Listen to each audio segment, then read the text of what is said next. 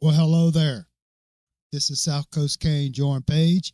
And this is a recorded live premiere. So let's get this party started, shall we?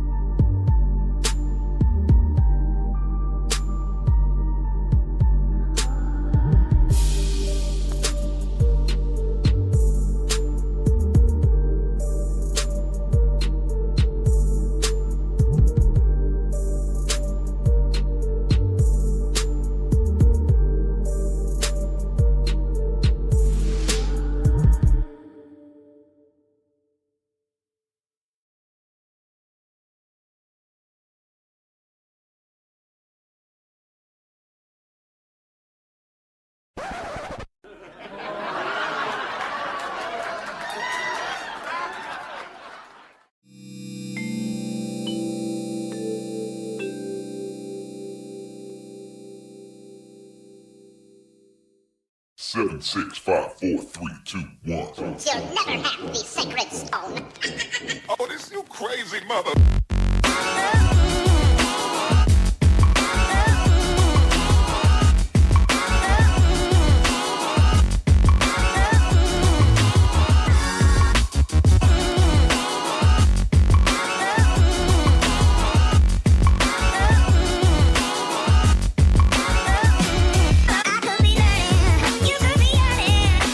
See what's behind these closed doors, but I promise you, baby,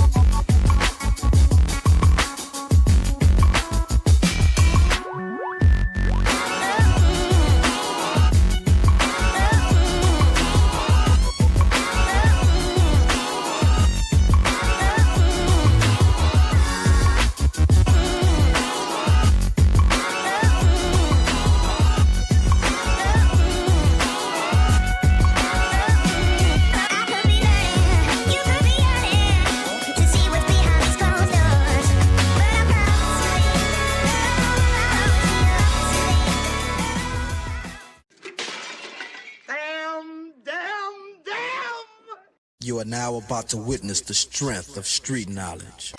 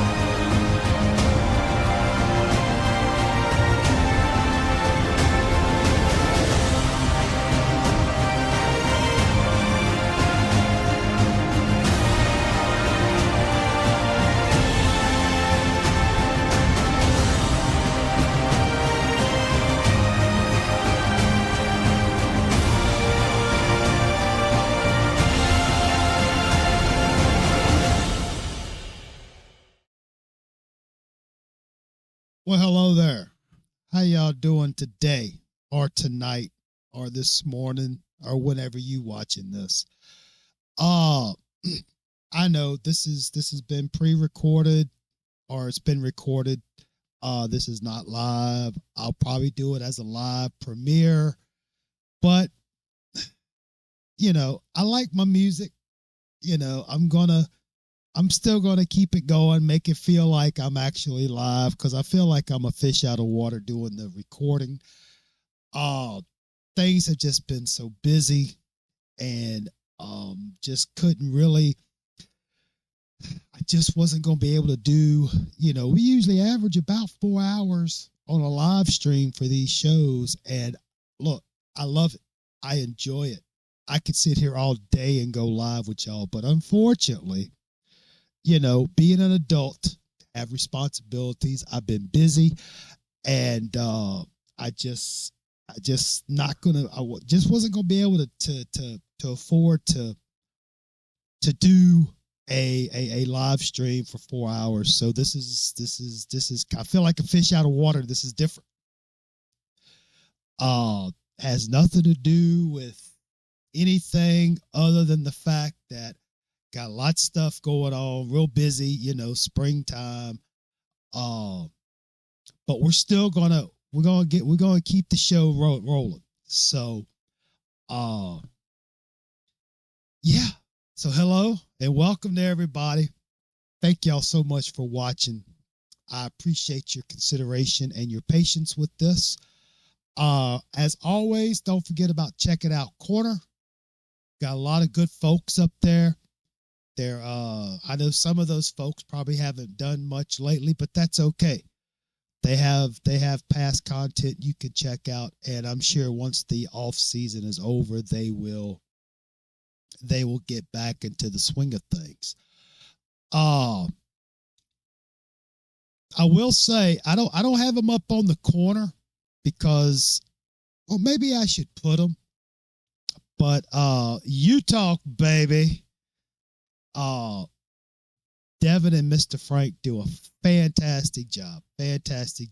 And if you're looking for a place or a show or creators that aren't going to sugarcoat it, they're going to tell you how they feel, kind of like what we do,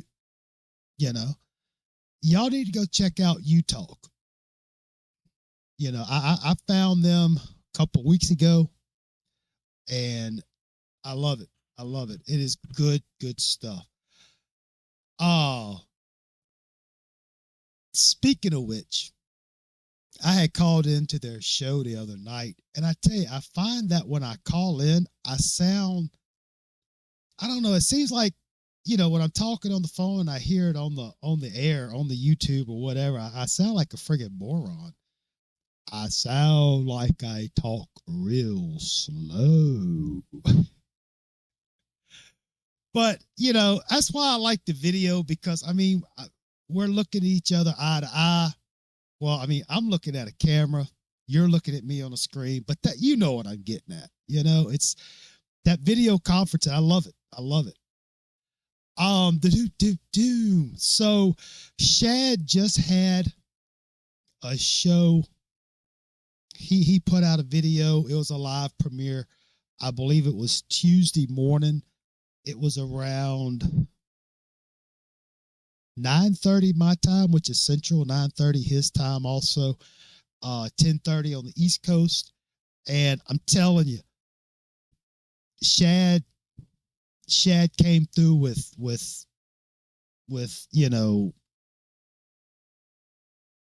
the truth, and those of you that have been paying attention on the Twitter, I know QB and Cuban, y'all know what I'm talking about. But Shad and Cuban and QB, but mostly Shad and Cuban, they have been tag teaming and taking those midgets out on Twitter, dude. I don't want to get into. I want y'all to go see his show, okay? But I will tell you, Shad's holding his precious little daughter in his hands. Precious, so great, so cool. That is so good, Shad. I'm so happy for you and the Mrs. Shad. I think we'll call her the PFF Princess. Yes, that's what we'll call her, the PFF Princess. But yeah, go check out Shad's show if you haven't already. He had him like I said, it was a premiere. It was Tuesday morning. So go check it out. And I believe he has reserved the time slot for tomorrow night, which would be, let's see, today is Wednesday. So that'd be Thursday night. So yeah, as of now, I think Shad has reserved the, he's probably going to go 7:00, but I don't want to put any words in his mouth. And so Thursday night, be prepared. So what I'll probably do is I may, when I release this or upload it, or whatever the heck the cool kids call it, when it's available on YouTube to view, I'll probably do it as a premiere. I don't know how long I'm going to go. I figure it's probably going to be about an hour or so, but I'll probably spend more time running my mouth like this than actually getting into the information. And plus, once we get into this information and we get into these numbers and these stats, it's kind of like, it's not fun. It's not sexy, but it's necessary. It's necessary, but I'll probably release this before Shad tomorrow, Thursday night. So that way I don't interfere with him. I should be able to join in with him on his show if he does it Thursday night. So I'm really looking forward to fellowshipping with him and more than likely Cuban, and all the other fine folks that may show up. I'm sure Studio One Live may show up. I kind of miss Dub City, though. We had that one show where I got to meet and fellowship with the young man. But anyway, regardless of the fact, like I said earlier, I feel like a fish out of water, doing this, recording this as opposed to live. So y'all just bear with me, okay? But hopefully Thursday night, I should be able to fellowship with everybody because I really look forward to it. I really, really do.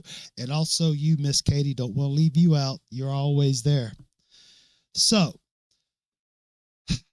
right, so we got all the preliminaries out the way. So let's get this party started, shall we? So looking back at 2012,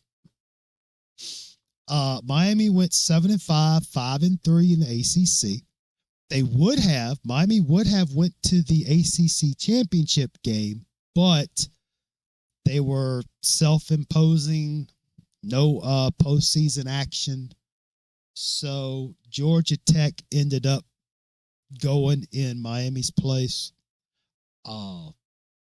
Actually, Georgia Tech and Miami were co-champions of the Coastal because North Carolina was under postseason ban from the NCAA, probably because of Butch.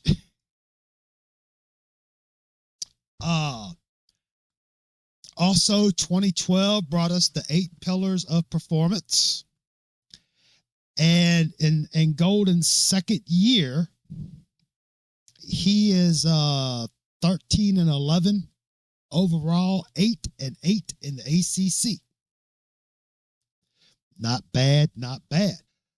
All right, so let me go ahead and switch scenes here. Well, I was going to put my images up, but, it's cool. So, 2013. There they are. I'll pop them up. Something for y'all to look at besides my pretty mug. 2013. 7-0 no. So, y'all take that for what it's worth. All right, so let's dive into this. All right, there he is. Let's start with our coaching staff. Golden, of course, he's in his 3rd season. Of course, his good buddy, Mark D'Onofrio, he is the assistant head coach and defensive coordinator. I know this is like thumbing through the yearbook. Also, we have Coley. Coley has come on. He has the OC and quarterbacks coach taking over for Fish. Uh-oh. How can I pass over Mr. Jethro? All right, Shad says, Uncle Jethro. So we got Coach Jethro Franklin. He is the senior defensive assistant and defensive line coach. And we got Brennan Carroll, which he's kind of working the Brandon Frazier look. He is the wide receiver and the national recruiting coordinator. And this happy young man is Mr. Hurley Brown, Coach Hurley Brown. He is the running backs coach. And, of course, everybody knows that young man. That's Art Keogh, the offensive line coach. And this is Mr. Larry Scott. He is the tight ends coach. A lot of happy, shiny faces in these yearbook photos, don't you think? And Mr. Paul Williams, he is the defensive backs coach. And, of course, that smiling face, that's Michael Barrow. He is the linebackers and special teams coordinator. And, of course, Andrew Swayze. He's the strength and conditioning coach. Those of you, put my face back up here. Those of you who've been paying attention, Miami just hired an assistant strength and conditioning coach. I forget what that bearded dude's name is, but on a personal note, I kind of, things aren't the same since Coach Andrew left, and I'm going to leave it at that. Okay. I'm just going to leave it at that. So getting back to our slideshow, we had 2 players taken in the 2012 players that were taken in the 2013 NFL draft. As you can see, you have Brandon McGee was taken in the 5th round, pick number 149, defensive back. He was taken by the St. Louis Rams. Also, in the 6th round, pick 189, Mr. Mike James, running back. He went to Tampa Bay. All right, so we have our offensive returning starters. Altogether, there's 19 returning starters for the 2013 season. 10 of them are on offense. We have, 2013 classification on the classes. Wide receiver Alan Hearns, junior Philip Dorsett, or as Shad says, PD. Dyron Dye, senior tight end. Malcolm Bunch, junior tackle. Mr. Chantrell Henderson, the pride of Minnesota. He's a senior, right tackle. And guards, Feliciano Jr. and Linder Sr., left and right, respectively. Also, we have Mr. McDermott, the center, junior. And one of my favorite all-time Hurricane quarterbacks, Mr. Stephen Morris. This is his senior year. On defense, we have 9 returning starters. Whoops. Got a little ahead of myself. Sorry. Chicolo is a junior. Green, a senior. Both defensive ends. At defensive tackle, we have Porter as a senior. Pierre is a junior. Linebackers, Gaines is a senior. Perriman is a junior. One of the good ones there. Cornerback, Gunner, senior. And at safeties, we have Bush at a sophomore, and Mr. Rogers II is a senior. All right. So, with that being said, let's move on to our recruits. Let me make this a little bit smaller here so everybody can see. So the 2013 recruiting class, you had about 19 commitments, ranked about 20. Of course, this is rivals. You still have your OnStar, On3, your ESPN, etc., etc., etc. But the purpose of this slide is just to show who came in and what kind of stars, etc., etc.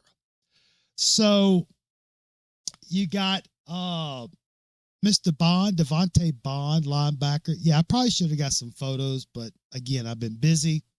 Apologize for slacking. Mr. Griffith, wide receiver. He was a 4-star. Cornelius Elder. For those of you that don't know, that's Mr. Corn Elder.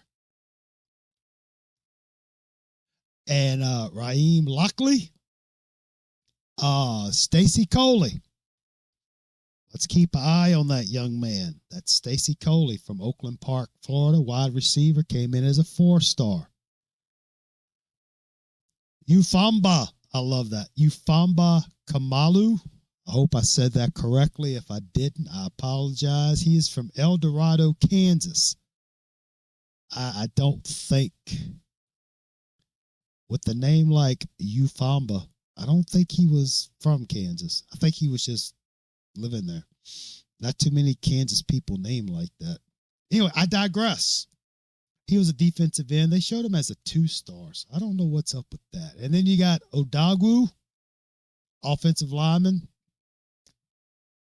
Big old young man. Sonny, a big dude. He's 6'8", 308. Use him on basketball team, but he was a 3-star. Alquaiden Muhammad, defensive end, 4-star. Bo Sandlin from California. He's a tight end, 4 stars tight end. I don't think he made it. Hunter Knighton was an offensive lineman from New Jersey. He was a 3-star. We have Jamal Carter.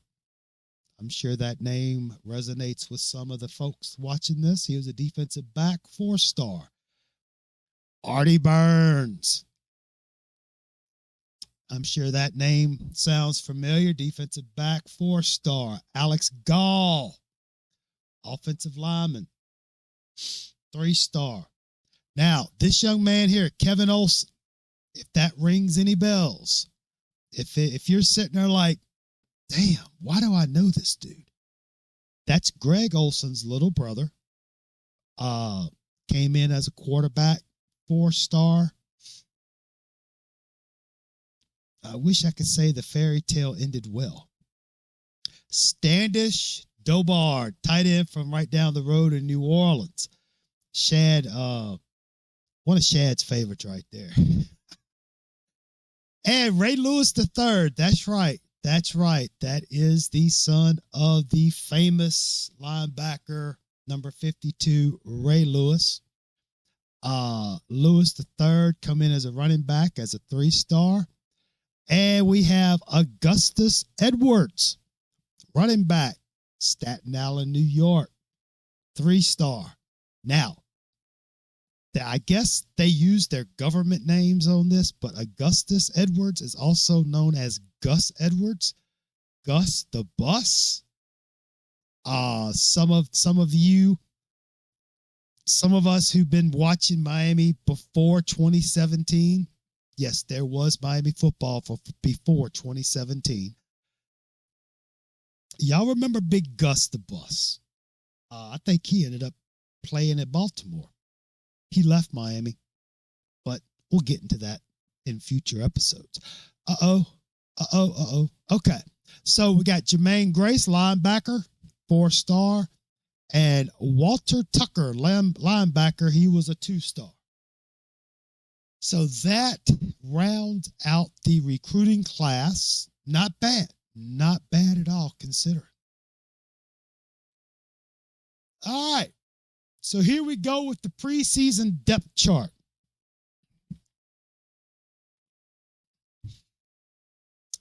As you can see, let's see if can I take this down a little bit? Yeah. All right. So at receivers, you basically have Alan Hearns and Philip Dorsett with Waters and Rashawn Scott. Those 4 cats right there. I'll take those 4 over what we got right now. But we're going to get into that later. You see the line, and we have the tight ends. I mean, you got Cleveland, that's a senior, and Walford, that's a junior. Fullback, yes, they used fullbacks back then. That's Hagen's. And of course, Stephen Morris and Ryan Williams is still there. And of course, Duke Johnson, only a sophomore this year. Only a sophomore. One of the greats, which we'll discuss in a few episodes. Boom, boom. On the defensive side, as you can see, looks like Crawford, sophomore, coming in there at cornerback, Gunner at cornerback, and of course, young Tracy Howard. Okay. But other than that, I mean, you got AJ Highsmith at safety. He's a senior. And of course, Rayshawn Jenkins is a sophomore. So we're doing all right. Okay. So this brings us to, let me take this out a little bit. So this brings us to our 2013 schedule.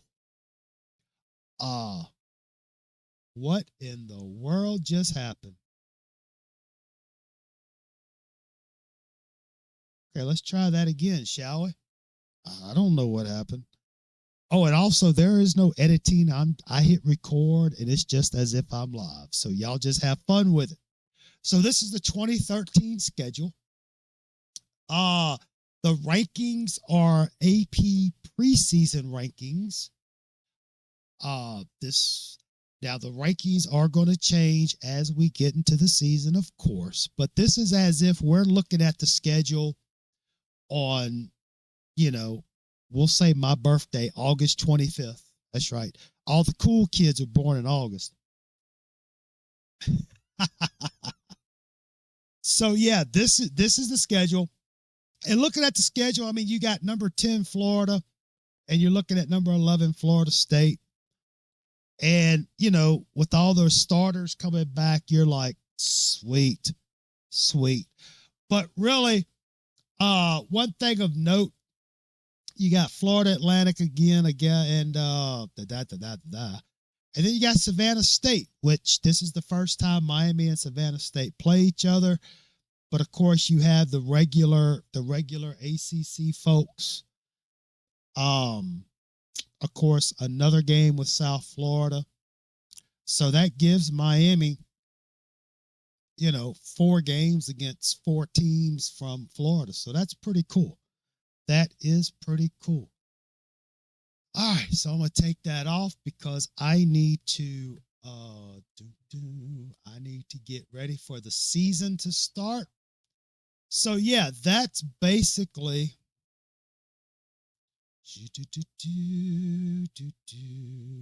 there we go. So that's basically your coaches, your players drafted, starters, recruits, depth chart, and the schedule. Also, on a side note, if anybody watching this and you've actually made it this far, thank you. But if any of y'all have a copy or a link or some type of tangible evidence that the 2024 depth chart exists, let us know. You can contact myself, southcoastkane@gmail.com, or get in touch with Shad. You could probably just DM him on the X. So yeah, if you have the 2024 depth chart right now, please let us know because we would like to see it. People say it's out there, but we'd like to see it. Oh my gosh, how do y'all put up with me? All right, let's see. Do I need to bring that in a little bit? Let's see. So, all right, we have Miami versus FAU. Season opener. And let me bring that in so everybody can see it. Excuse me. So Miami pulls it out.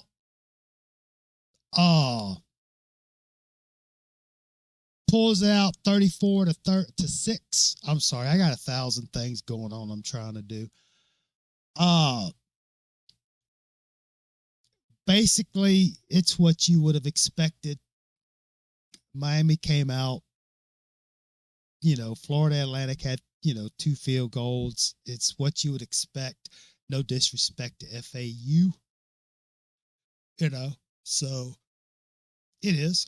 Actually, the 6 points that Miami held FAU to, I didn't sound right.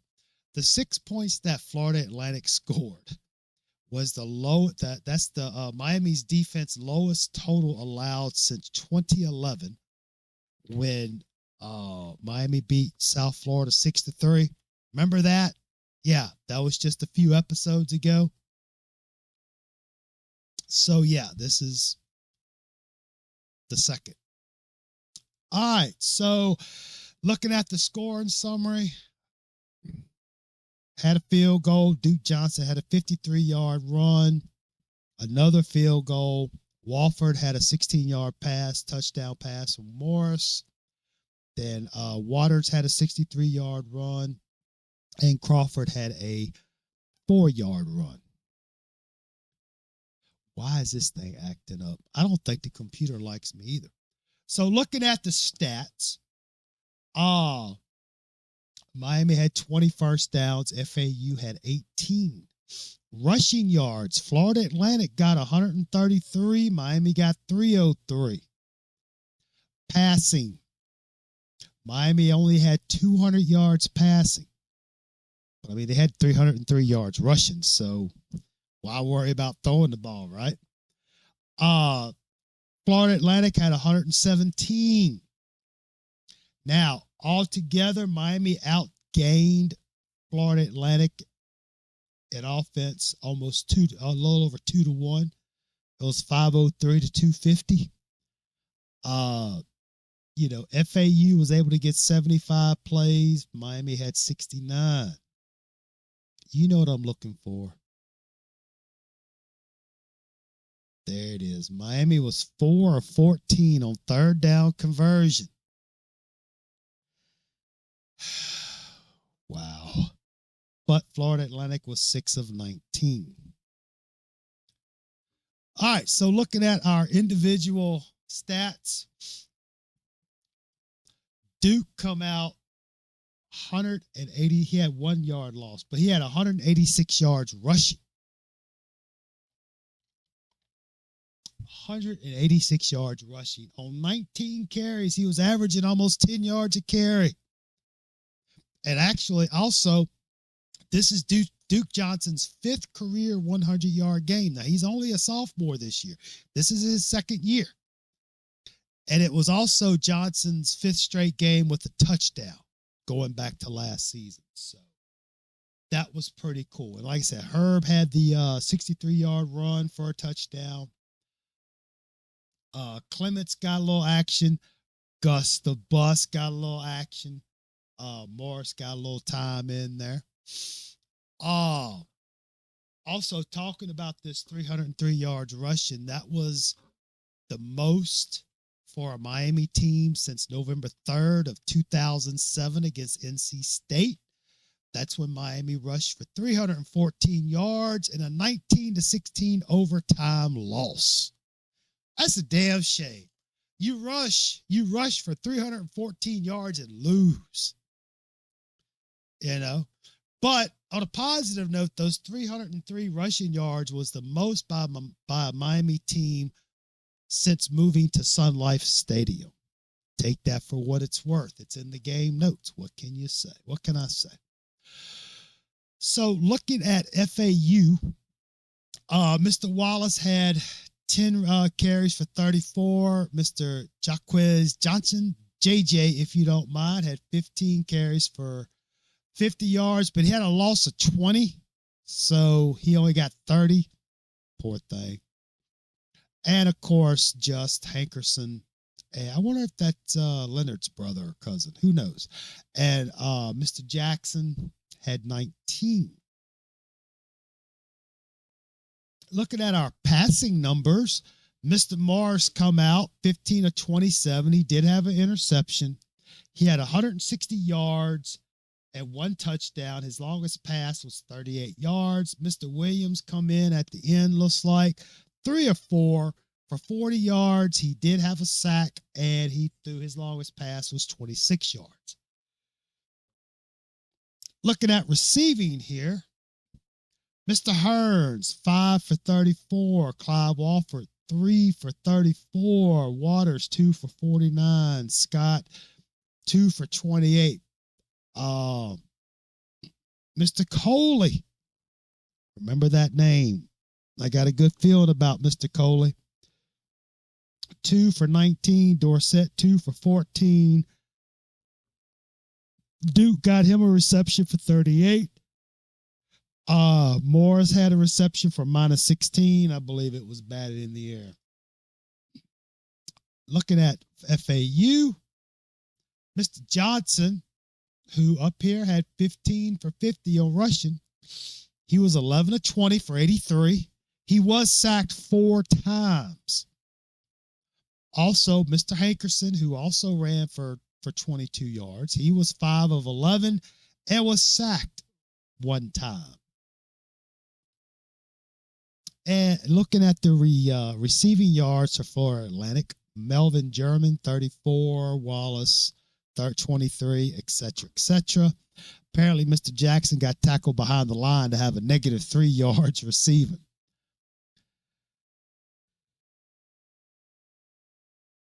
I'm just looking to see. I didn't see any returns. Now, I will say,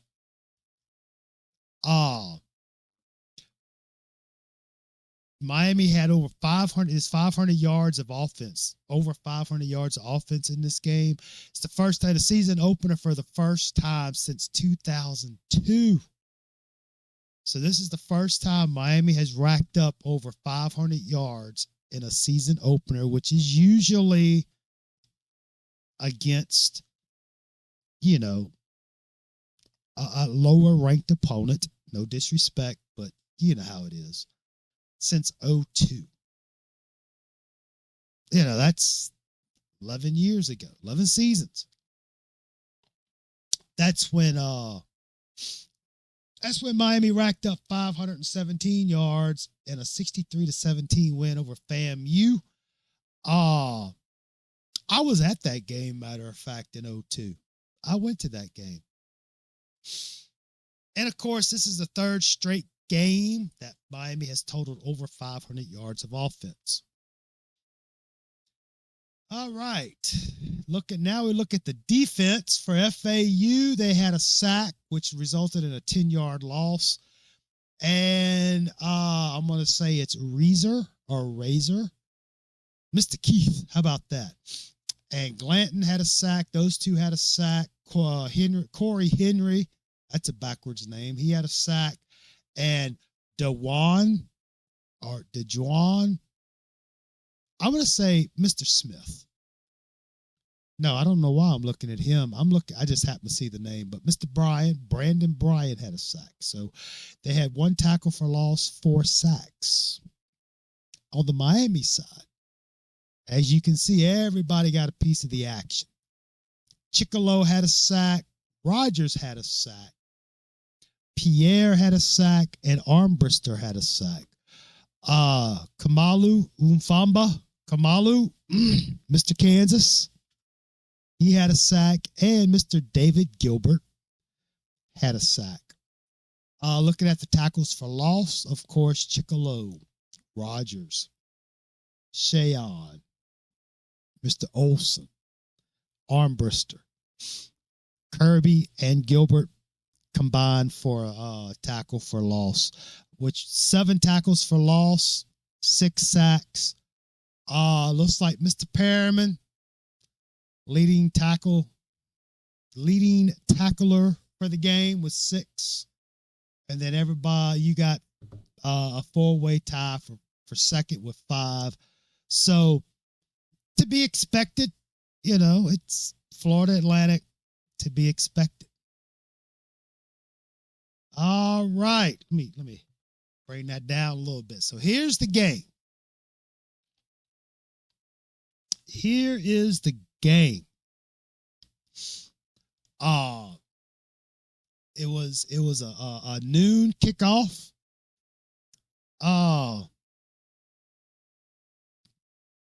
It was a noon kickoff, second game of the season, Miami versus Florida. Miami had those, in my opinion, the hideous all orange uniform, orange top, orange bottom. I didn't really care for it, but hey, it is what it is. It's cool. But one thing I will tell you about this game is, since Miami came to Sun Life, Pro Player, Joe Robbie, Hard Rock, Land Shark, you know what I'm talking about. Since Miami left the Orange Bowl, this game here had the highest attendance. I forget what the numbers were. I think it was almost 80,000. So here we go. You have the number 12 Florida Gators 1-0 against your undefeated Miami Hurricanes. And yes, Miami pulls it out 21-16. As you can see, Mr. Waters had a 7-yard pass, touchdown reception. And then Driscoll had a 9-yard run. And then Dorsett had that 52-yard touchdown pass. Harden for Florida had a field goal. Johnson had that 2-yard run. And then at the end, with about 2 minutes left, had a 21-yard pass from Driscoll to Patton. And Miami wins 21-16. And let me tell you one thing. I was happy because I remember I had to go to work that night. And I remember I call it my swing day, where I get off of days and then the next night I go to work. So I had that 24-hour period. I watched that game, and man, I tell you what, that was a good game. That was a good game. I loved that game. Why I said that, I don't know, but I thought it needed to be told. Okay, there it is. They had almost 77,000 folks watching that game. So this was the most watched game since Miami moved out the Orange Bowl. And check these out. Check this out. Florida had 22 first downs. Miami only had 10. All right. Florida had 122 yards rushing. Miami had 50. All right. Florida had 291 yards passing. Miami had 162. So you're probably asking yourself, how the hell did Miami win this game? Very, very simple. Florida had 2 interceptions, and they lost 3 fumbles. They fumbled it 4 times, but lost 3 of them. So that kind of tells you right there what happened. All right. That, honestly, that's the reason, in my opinion, that Miami won the game, is because Florida had the turnovers. You know, you can't win a game like this turning the ball over. And that basically was the game. It was those turnovers, you know. Going into our third down conversions, Miami was 1 of 11. 1 of 11 on third down conversion. Florida was 6 of 15. All right, so yeah, 1 of 11 just ain't gonna cut it. Luckily, if Florida didn't have those 5 turnovers, sorry, I was in the middle of a sip off the cup. It could have been really bad, but you know what? It was what it was. And also with the win, Miami improved its series record against Florida to 29-26. So that was in 2013. All right, looking at individual stats. Basically, Duke Johnson, rough day. He had 21 rushes for 59 yards. Hagens had 1 for 7. Other than that Florida defense was pretty good. Looking at Florida's rushing, Jones had 18 for 47. Brown, 10 for 29. Showers, 4 for 27. They racked up 122. Passing. Mr. Morris was 12 of 25. He did have 1 interception. I'm sorry, I'm multitasking here. Whoops, sorry about that. Again, multitasking. All right, so Morris did have 2 touchdown passes. His longest was 52. And, of course, that was to Mr. Dorsett. He did have a sack. Receiving yards, Mr. Hearns had 4 receptions for 60. Mr. Waters, 3 for 14. Walford, 24. Johnson, 12. And, of course, Dorsett had the 1 for 52. Again, ball being passed around. Looking at Florida, Driscoll was 22 of 33. He had 2 interceptions. He had 291 yards. His longest pass was 46 yards, which would have, I was going to say something, but I forgot. But who cares? He was sacked twice. Morris was sacked once. Dunbar had 7 receptions for 98. Patton, 6 for 18. He had a touchdown, just like Waters and Dorsett had. Looking at the defense, Florida, they only had 1 tackle for loss. Powell had 1 tackle for 11-yard loss, but Powell had 3 sacks. I'm sorry. Powell had 1 sack for 11 yards and 3 tackles for losses for 18 yards. If I would learn to read, because, reading is fundamental. Florida had 9 tackles for loss for 38 yards and that 1 sack. On Miami's defensive side, and their leading tackler was Morrison. He had 7 total tackles. For Miami, again, Mr. Perriman, leading tackler with 13 altogether. Chicolo had a sack, and McCord had a sack. Tackles for loss, Miami had 5 altogether for 23 yards. So, yeah. Take it how you want to. It wasn't a very pretty win, but you know what? It was a win. I don't care how many times Florida turned the ball over. Miami beat their ass. All right, carrying on. The next week, Miami takes on Savannah State. Again, this is, Savannah State, first time they played each other. Savannah State comes in at 1-2, and your Miami Hurricanes come in number 16. That's right, number 16 at 2-0. 2-0, baby. Whoa. Okay. I forgot I had to go to Sports Reference for this. So yeah, Miami pulls it out 77-7. All right.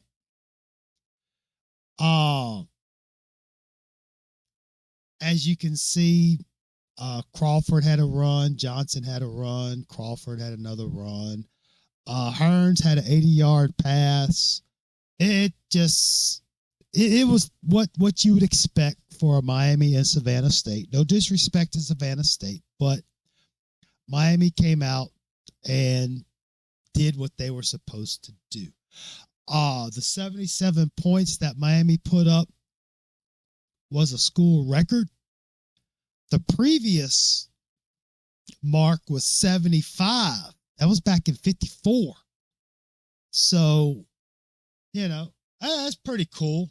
As you can see, they had 21 in the first, then 28 and 28, and then the fourth quarter probably had a lot of second and third team get in there. So, but yeah, at 77 was the most since 54.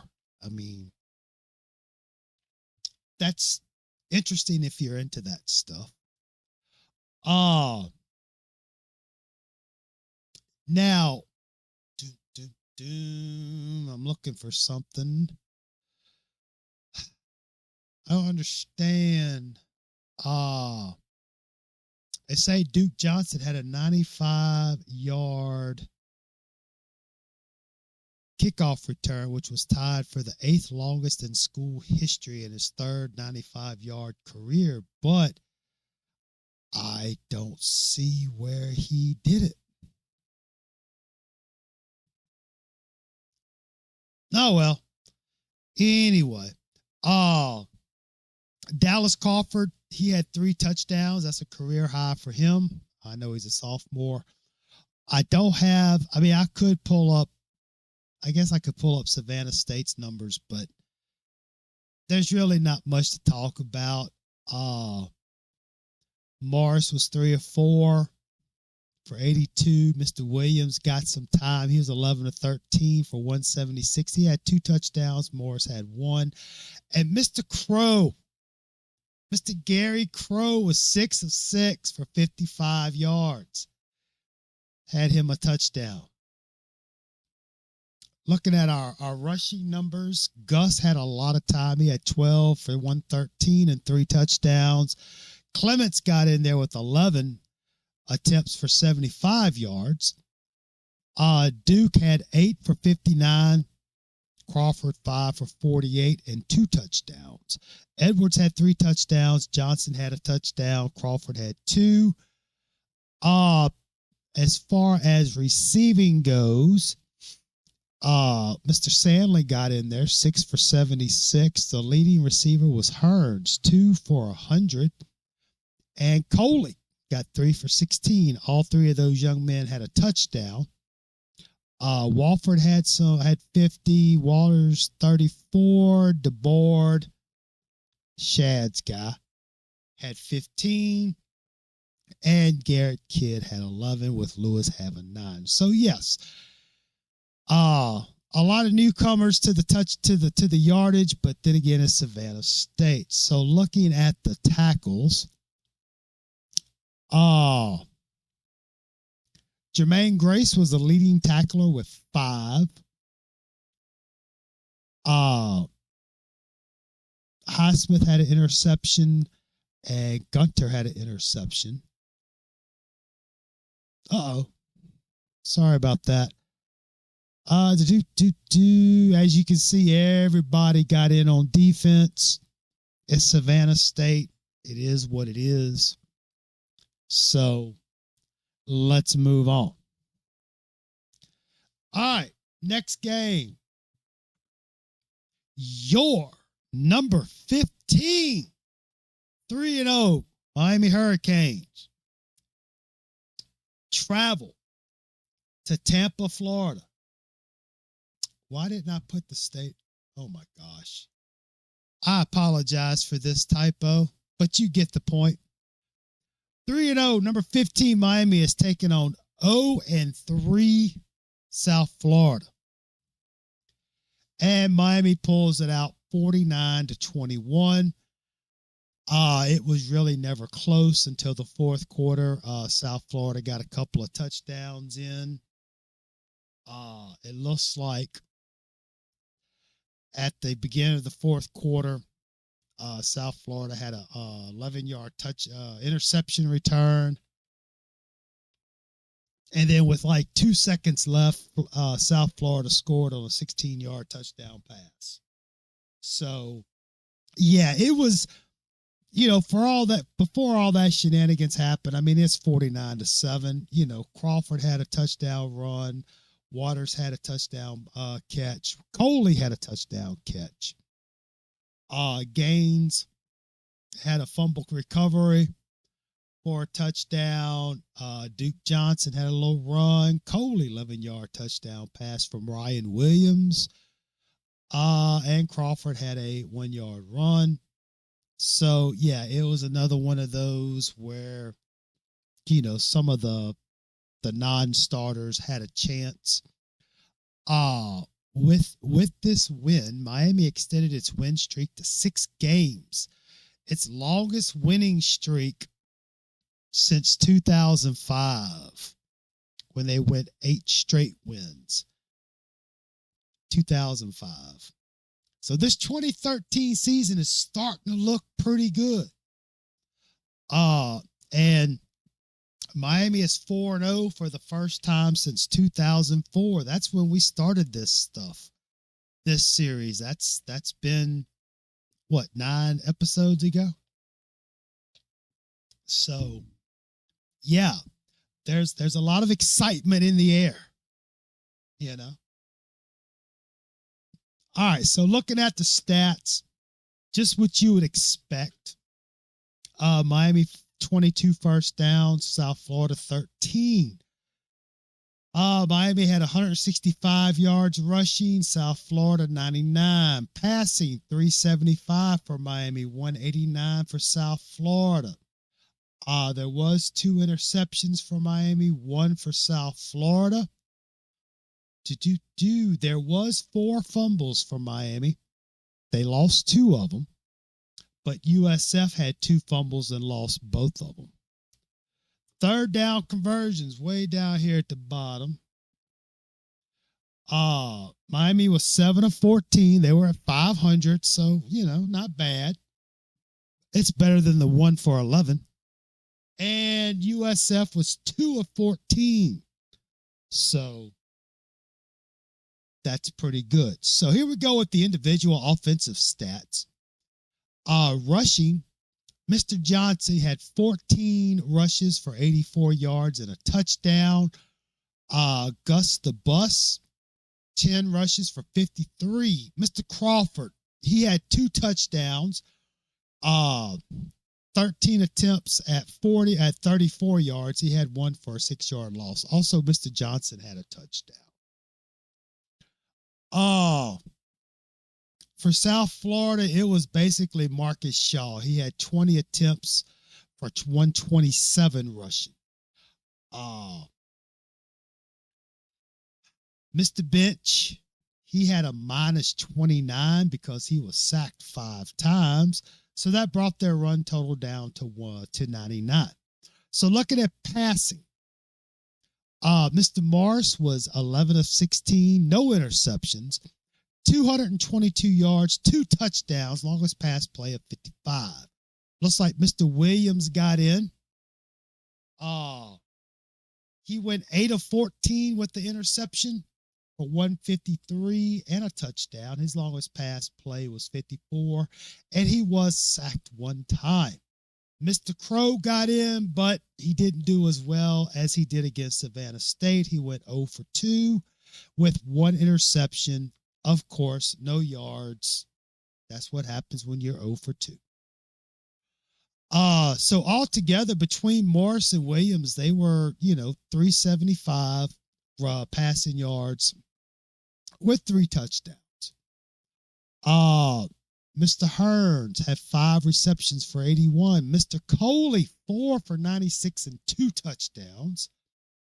Mr. Dorsett, 3 receptions for 75. Mr. Waters, 2 for 73. Now, Dorsett had a long of 55 and Waters of 54. And then Sandlin, Walford, Hagens, and Crawford all got into the mix. So they had 3 touchdowns for 375 on passing, as I said before. As far as USF goes, their leading receiver was Mr. Andre Davis. He had 5 receptions for 75 yards.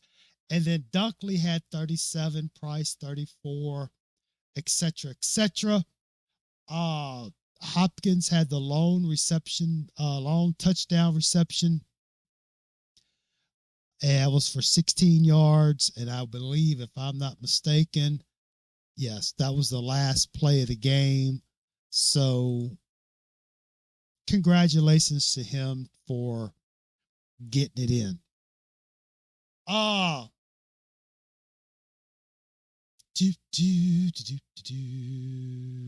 Boom. All right. Defense. I'll just making sure there was nothing else I missed. All right. On Miami's defense, you had 5 sacks.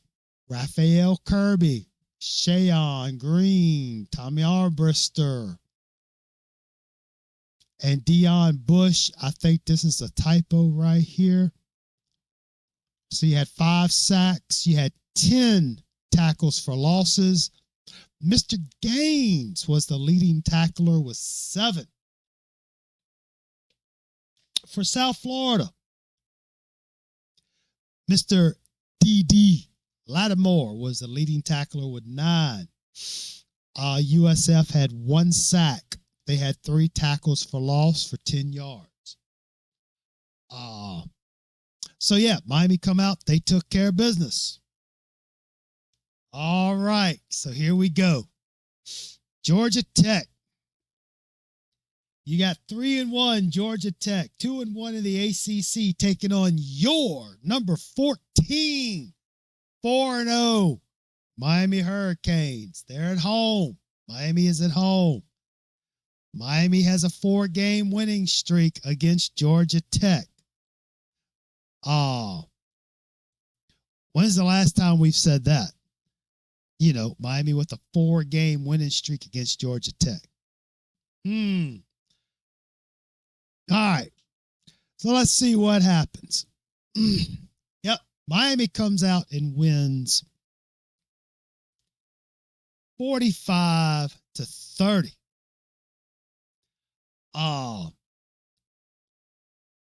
As you can see, Georgia Tech did get on the board first I believe that was the first time Miami was losing in a while. Dorsett had a 40-yard touchdown reception from Morris, and then Georgia Tech come out and scored 10 straight points. And I'm thinking to myself, oh, man, here we go. Here we go. But then Walford had the touchdown reception. Gudis had the field goal, tied it up. And then Hearns had that 69-yard touchdown pass. And then Georgia Tech scored, as you can see.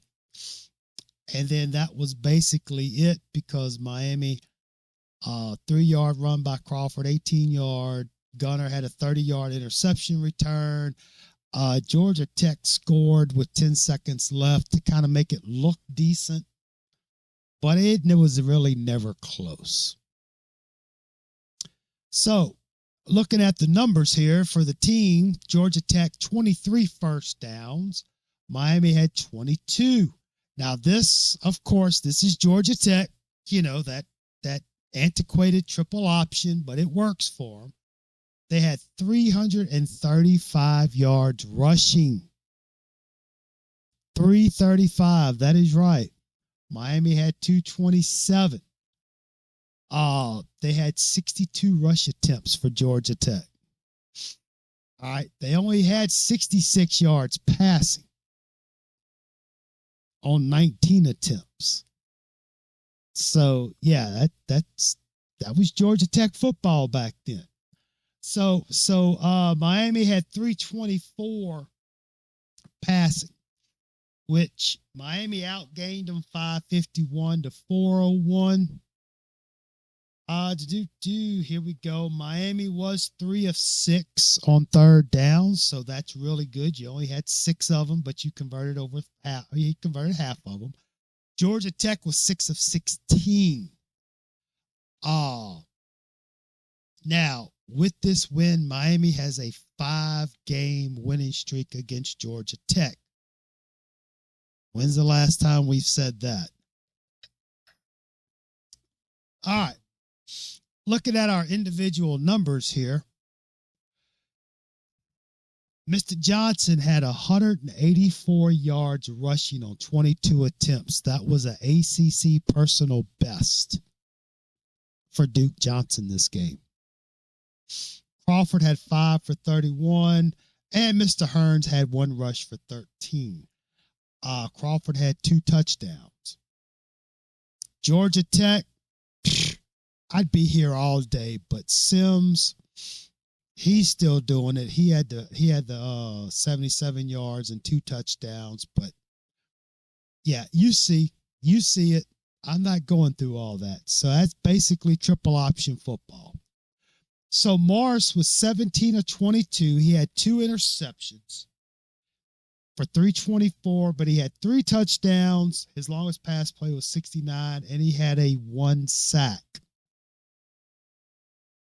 Not that it matters, but for Georgia Tech, Lee was 5 of 13 with the interception for 63 yards. His longest was 27.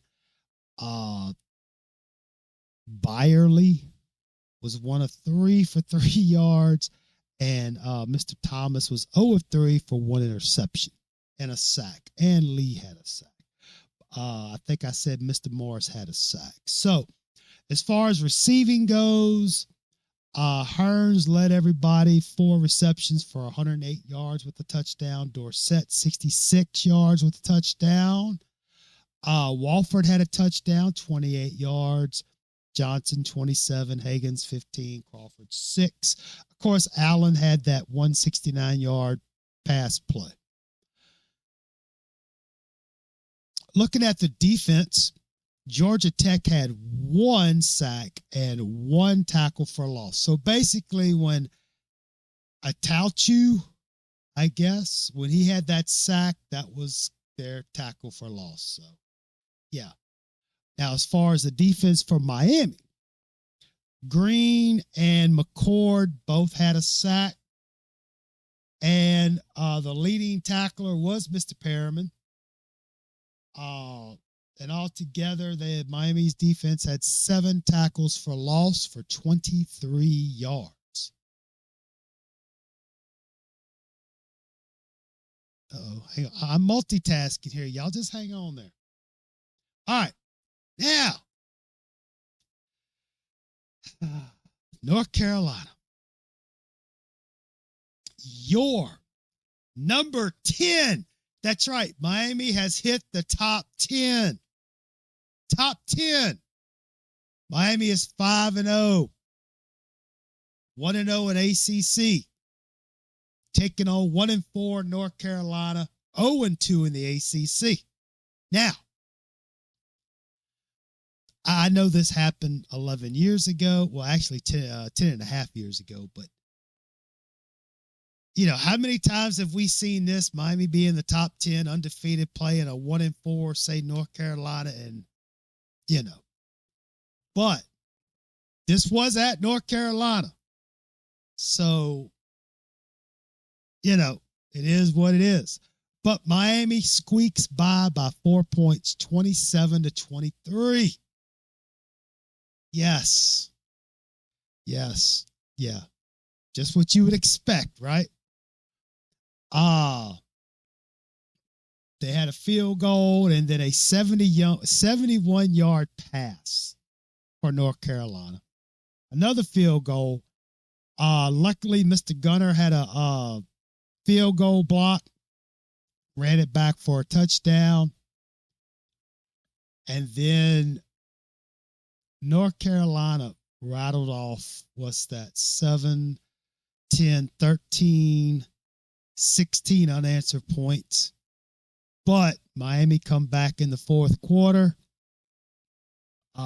Luckily, with 16 seconds left, Crawford hit that 3-yard run to basically put the game away. Typical Miami. This is Miami football right here. You know, we'll carry on.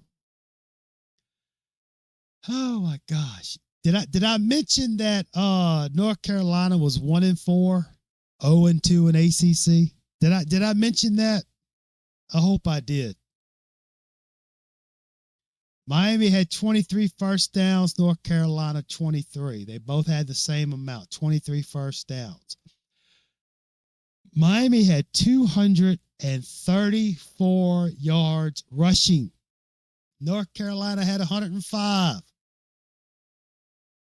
Miami had 322 passing, 395 passing for North Carolina, but four interceptions right there. 4 interceptions. Can I make it a little? I'll make it a little bigger so y'all see this. I hope I didn't mess it up earlier, but 4 interceptions, 19-35, 4 interceptions. Luckily, there was no fumbles. North Carolina was 32 of 43 with 2 interceptions. No fumbles. So, yeah. 4 interceptions just ain't going to cut it. All right, you know what I'm looking for. Let's see, who's up top? Okay, it's Miami, then North Carolina. Miami was 8 of 18 on third down conversion. North Carolina was 5 of 15. All right, let's look at the individual stats. So Crawford was the leading rusher. All right.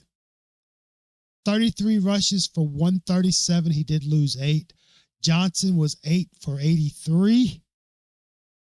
Morris, I guess North Carolina figured him out, but he was 19-35, like I said, with 4 interceptions. He had 322 yards and a 68-yard longest pass play, and he was sacked 1 time. Now let me finish this, and I'll give you some of the game notes, but I want to go over this. Looking at North Carolina, Logan had 16 rushes for 61 yards. Blue, 8 for 37. Williams, 5 for 27. And then you have negatives. Renner was 28 of 36, one interception, 297 yards, one touchdown, and 2 sacks. Receiving, Hearns had 6 for 98. Waters, 3 for 54. Coley, 21. Dorsett, 68.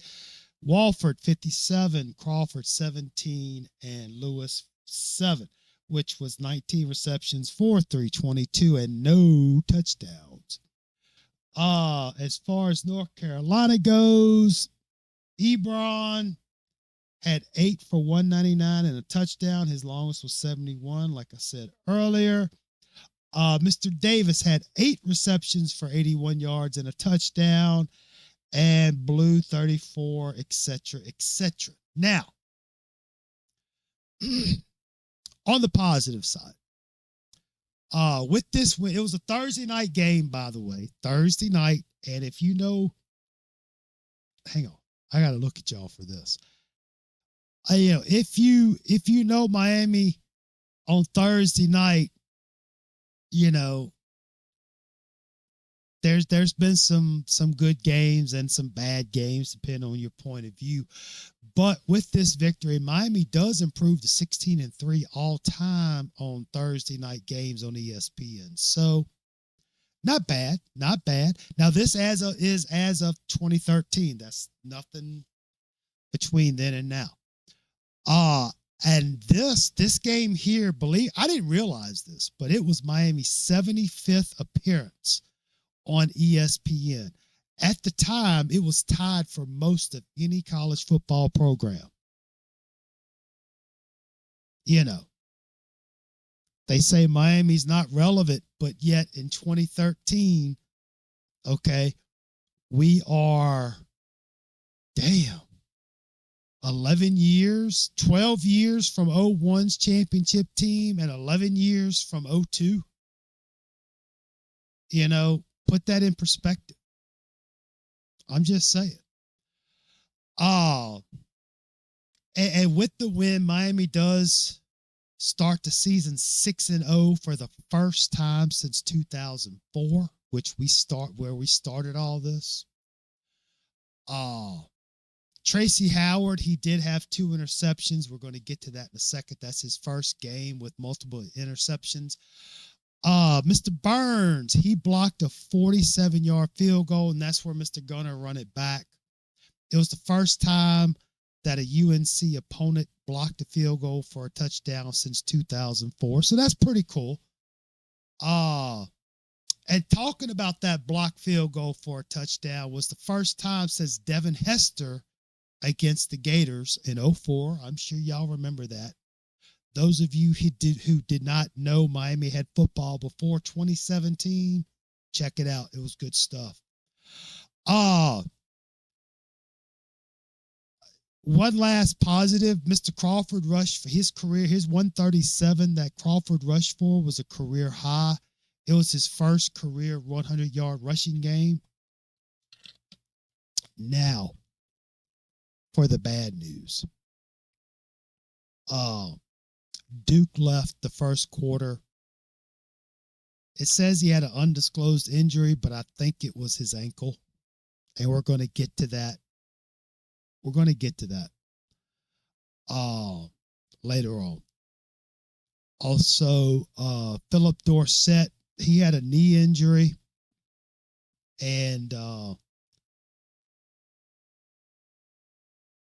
in the first half, I remember seeing him on crutches by halftime on the sideline. So Duke was out. Dorsett was out. So not making excuses, just telling you what happened. All right, let's get back to these numbers because I know y'all enjoy this so much. All right, so for defense for Miami, Perriman, once again, Mr. Denzel Perriman, 12 tackles, the leading tackler on defense. Gaines had 7. Chicolo and McCord had the sacks. We had 2 sacks. Tackles for loss, you had 5. Green, Jenkins, Porter, Chicolo, and McCord. So that's 5 tackles for losses. For North Carolina, they had 1 sack and they had 8 tackles for loss for 25 yards. All right. The next game, Wake Forest. You have the 4-3 overall, 2-2 in ACC play. Wake Forest against your number 7. That's right, number 7 Miami Hurricanes, 6-0, 2-0 in ACC play. Things are looking pretty good. And this was a noon game at, almost said Hard Rock, but just to stay in character, Sun Life. All right. And Miami pulls it out 24-21. With the win, Miami has improved to 8-3 all time against Wake Forest, and this is their 7th straight victory over Wake Forest. You know, you kind of expect this. The first time Miami has started 7-0 for the first time since 2003. So, things are looking good. But, you know, 4-3 Wake Forest, and you beat them by 3 points. As you can see, Wake Forest got on the board first. Miami did not score until 9.5 minutes into the second quarter with a field goal.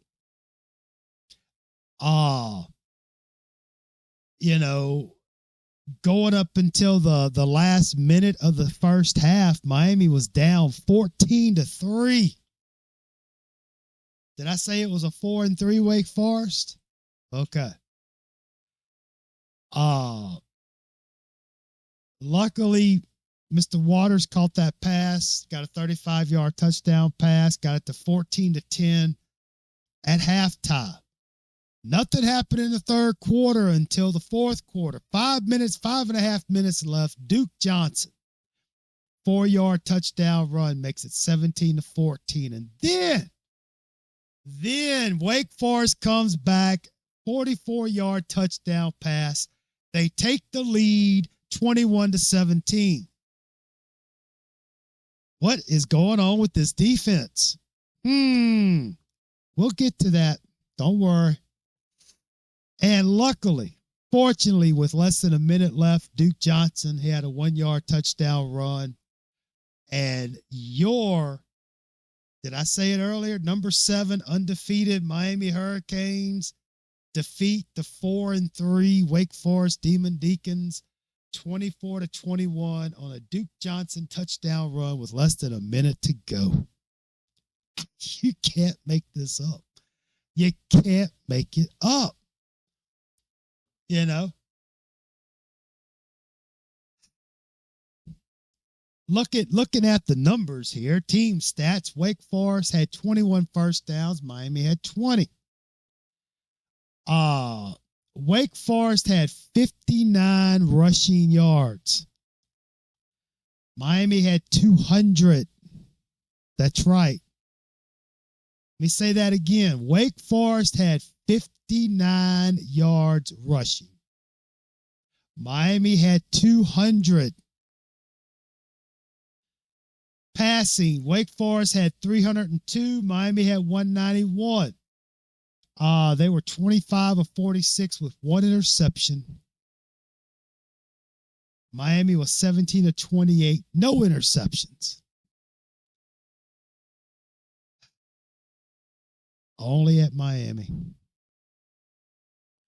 Third down conversions, Wake Forest was 8 of 16. Miami was 6 of 13. But Wake Forest was 2 of 2 on fourth down. So let that sink in. So,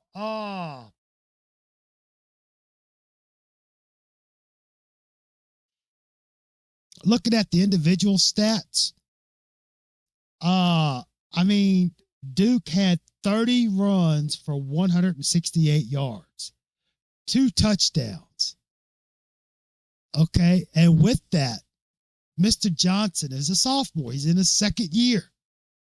He became the 19th Miami running back with 1,600 yards in program history. He is right now. He is, played a season and a half, or a little bit more than a season and a half, and he's up to 1,600 yards, and he's number 19 all time. Imagine that. Also, with the 168 rushing yards, Duke Johnson has topped 100 yards for the third time in 2013, and it's the 7th time in Duke Johnson's career that he has rushed for more than 100 yards. Mr. Crawford had 7, for 35. And luckily, Mr. Johnson scored both of the fourth quarter touchdowns. That's what helped Miami get the comeback win. Did I say it was 4-3 Wake Forest? Okay.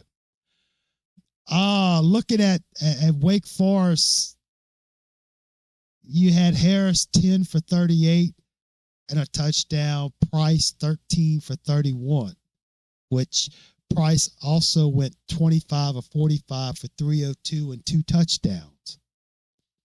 Morris went 17 of 28 for 191. He had a touchdown and a sack.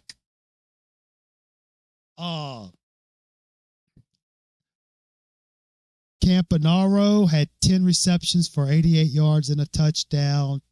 Mr. Harris, 6 for 95 for Wake Forest. Gibson had 2 for 49 with the touchdown on that 144-yard pass play. For Miami, Waters was 4 receptions for 47 yards and a touchdown. Walford 33, Coley 52, Hearns 25. Mr. Cleveland gets into the action with 25 yards, 18 yards receiving. Lewis and then Higgins.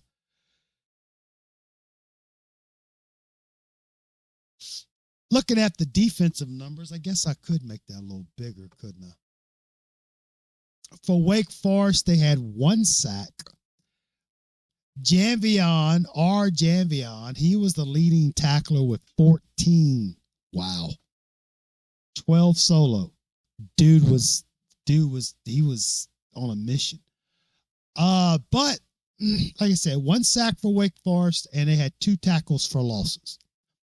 For Miami, you had 2 sacks, Green and Cornelius, but they had 4 tackles for loss, which was 20 yards. So you kind of see what's going on here, right? All right. Now, the game. This is the game. I believe College Game Day was there for that. You got your number 7, undefeated, 7-0 Miami Hurricanes, 3-0 in ACC, taking on number 3 Florida State. They're 7-0. They're 5-0 in ACC. So you're kind of getting these shades, these flashbacks to the glory years of Miami football. These Miami Florida State games. You kind of get that feeling.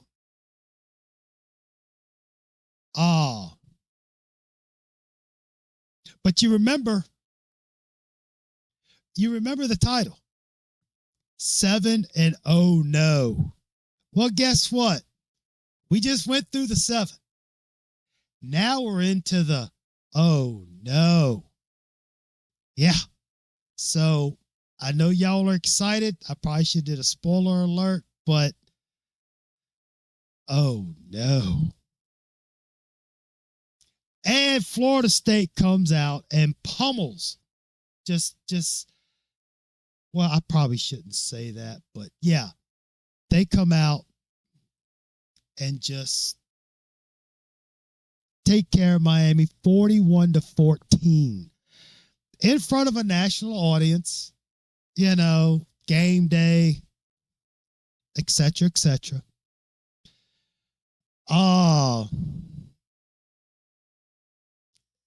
it was close in the first, but that was really about it. I mean, yeah, exactly. Now with this win for Florida State, Miami's 9-game winning streak is over. This was Miami's first loss since losing 41-40 to Virginia in 2012.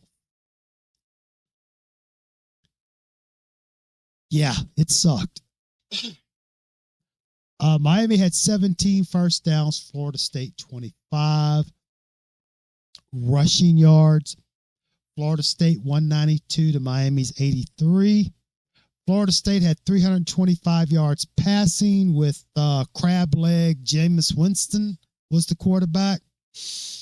Miami had 192. Miami was 16 of 28 for 2 interceptions. Florida State 21 of 29 for 2 interceptions. Florida State did fumble the ball but did not lose it. Third down conversion, Miami was 4 of 11. 4 of 11. Florida State was 11 of 15. Might want to talk to your good buddy there, Golden.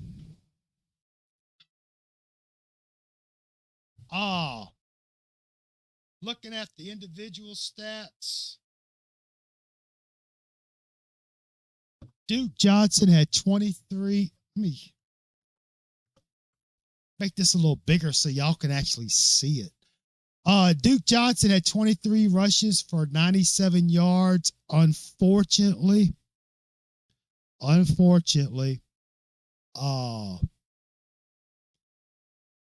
Duke left the game in the third quarter with a fractured ankle. So that was basically it for Duke for his season. And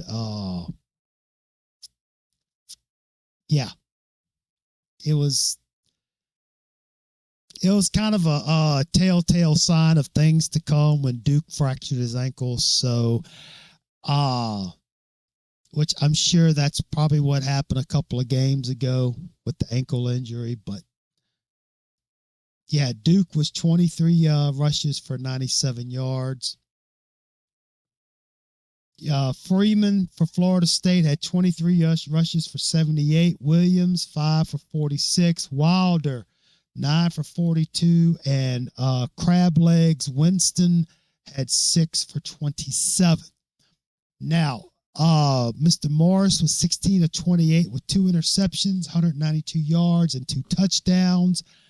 Hearns accounted for the 2 touchdown receptions, 5 receptions for 84 yards.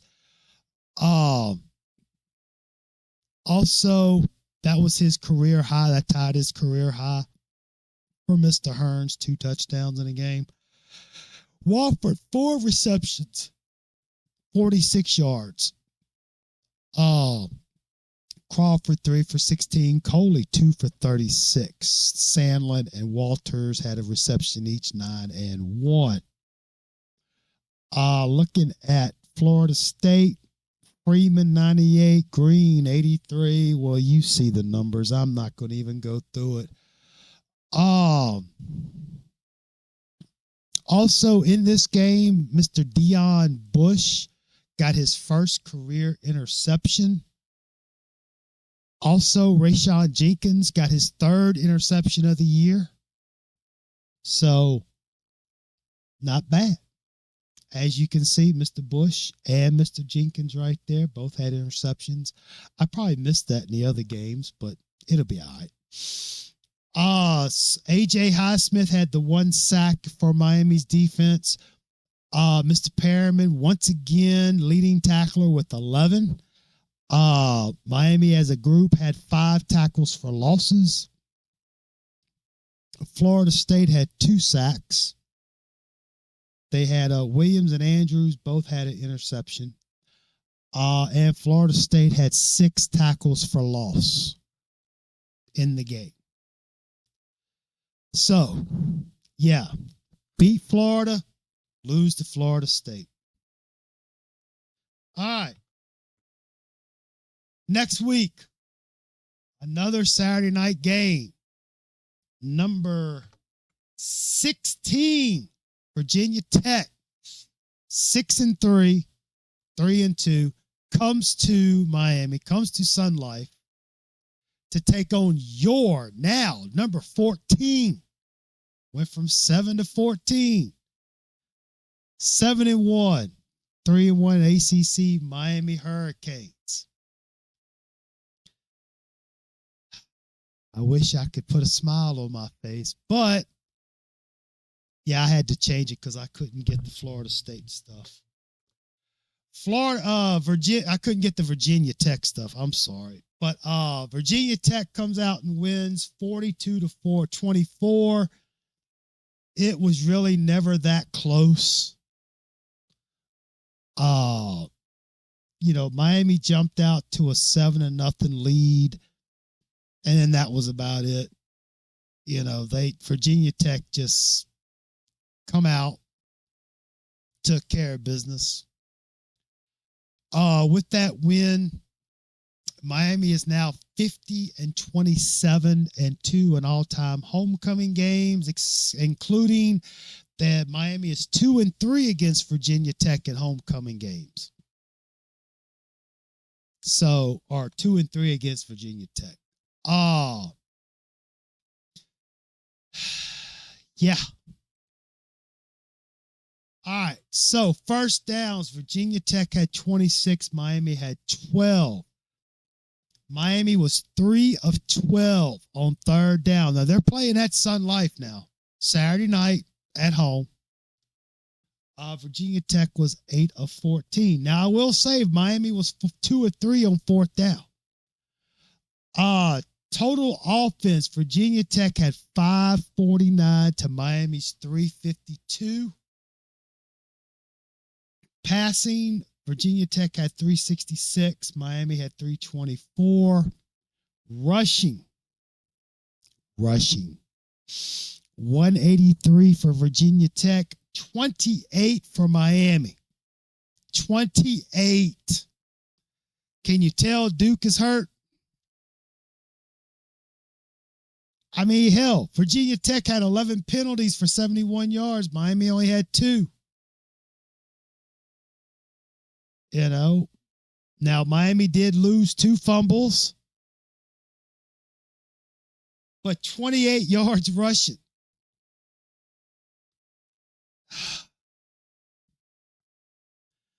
All right, so Stephen Morris was 16 of 29 for 324, 2 touchdowns, no interceptions. Logan Thomas, I'm sure y'all remember that name. He was 25 of 31 for 366 and 2 touchdowns. Rushing.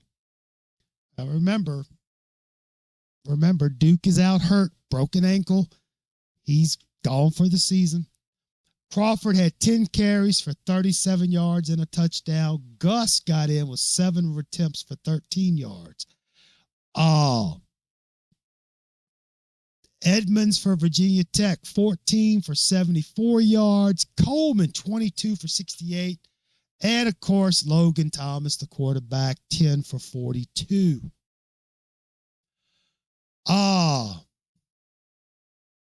Now, with Mr. Dallas Crawford's touchdown, he became the second Miami running back since 2005 to rush for more than 10 plus touchdowns in a single season.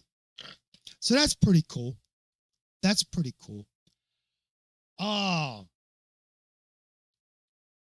Looking at the receiving yards, Hearns had 4 receptions for 142 and a touchdown. He had an 84-yard pass, which was a career long for Allen Hearns, and that was his second career 80-yard reception. Mr. Stacy Coley, he had a reception for 81 yards for a touchdown. That was, now again, this is Coley's, he's a freshman year. Stacy Coley, this is his freshman year. This is his career long. Now, of course, he's a freshman. It was on the first drive, but you know, good things. I can sense good things out of Mr. Coley. Crawford had 3 receptions for 41, Walford 5 for 23, which is still better than what Miami has now on tight ends. Lewis and Walters, you can see it. Virginia Tech receiving. Stanford 7 for 170. He had 1 touchdown reception. Byrne. No, that'd be Byrne. Byrne. Willie had 6 receptions for 105 yards. Cole 68. Man, they torched the secondary. They torched it. Just torched it. No interceptions. All right. Defense. Yeah, I had to search for this stuff. For Virginia Tech, I mean, you had 9 tackles for loss and 3 sacks. Mr. Perryman come in as the leading tackler with 15. He had 1.5, along with Chicolo had 1.5 tackles for loss. Green had a tackle for loss. And Perryman and Chicolo met at the quarterback once, and Perryman had his own sack, so that gave him 2 sacks for the game. All right. 2 games in a row. Miami lost it. Now, the next week, your number 24.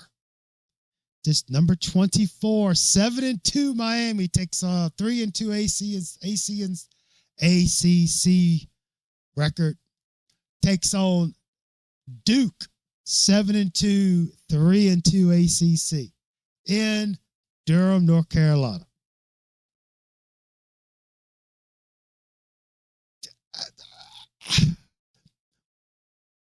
Remember the title 7-0? No. We're still in the no. That's right. Miami loses to Duke, 3rd game in a row, 40-38. You see, Miami jumped out to a 10-0 lead on a 79-yard punt return by Mr. Stacy Coley. All right. Conant got him back. Now, Herb Waters had a pass. Miami's looking pretty good. But then Duke had a 22-yard pass for a touchdown. Then you had the run. Yeah. You know, Herb Waters had that 50-yard pass, touchdown pass. And that was probably it.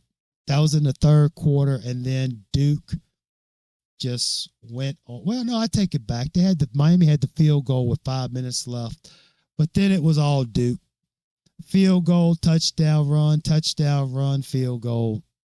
You know, this is Miami's 3rd straight loss.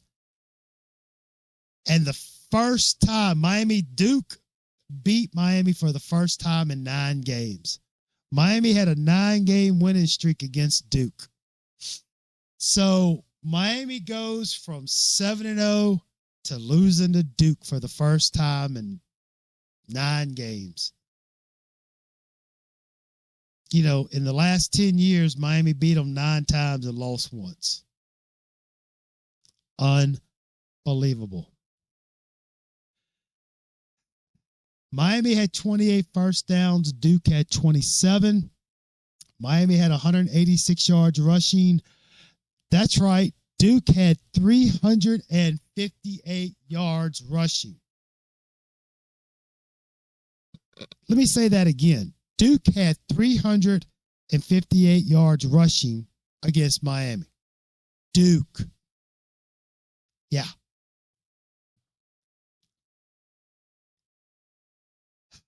Miami had 379 yards passing. Duke had 185. Miami had the one interception. They had a fumble, but did not lose it. Third down conversion. Miami was 5 of 15. Duke was 5 of 13.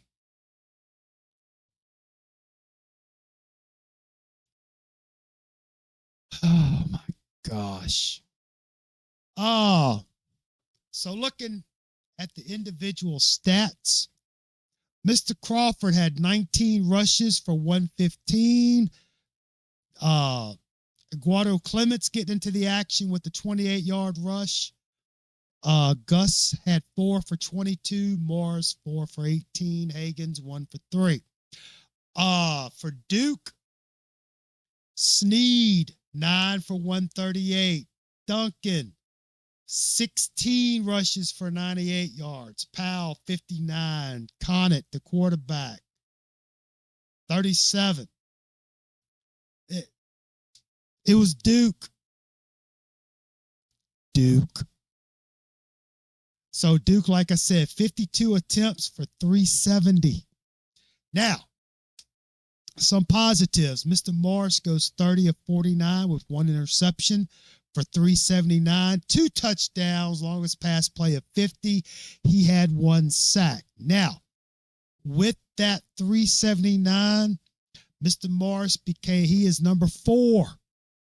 He is the 4th quarterback in Miami history to eclipse 7,000 yards passing. Let that sink in for a second.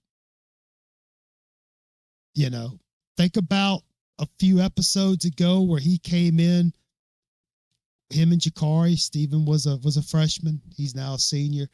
He is now the 4th quarterback to pass for more than 7,000 yards. Think about the quarterbacks in Miami history. Now, again, this is prior to 2017, so some people may not know that.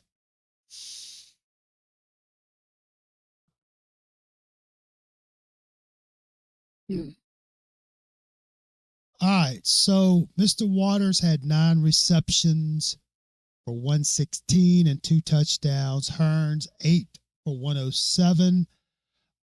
Crawford, 3 for 48. Hagens, 42. Lewis, 27. Walford, 19. Coley and Scott, 10 yards. For Duke, Crowder led everybody with 53 yards on 6 receptions, 30 for Deaver. So, yeah, basically, Duke just ran all over them. Looking at the defense, whoops, a little too much there. Ufamba, Mr. Kansas, had a sack, which was the only tackle for loss Miami had. For Duke, they had a sack, Fox, and he had was the tackle for loss, and then Brown had the other tackle for loss against Duke.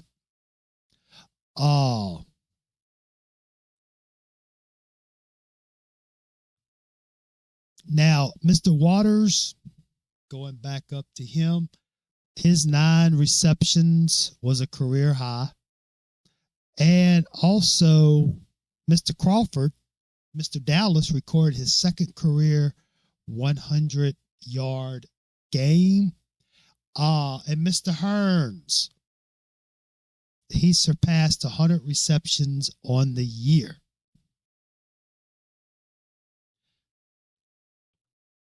All right. Next. Game 11. We're getting close to the end. Your 7-3, 3-3 in ACC Miami Hurricanes, no longer ranked, went all the way to 7, and now we're down to nothing. Take on the 2-8, 0-6 Virginia Cavaliers. Yeah. Let's see what happens. Miami pulls it out, 45-26. With the victory, Miami snapped its 3-game losing streak to Virginia. That's positive. Plus, they won. They also snapped their 3-game losing streak to Florida State, Virginia Tech, and Duke. So Miami gets back on the winning side of things. C. Howard had a 19-yard interception return. And then Coley had a 62-yard touchdown pass reception. Mr. Gilbert had a 72-yard fumble recovery. I mean, the game was out of reach by then. Virginia scored with 2 minutes left, but it just made the score a little bit more respectable for Virginia.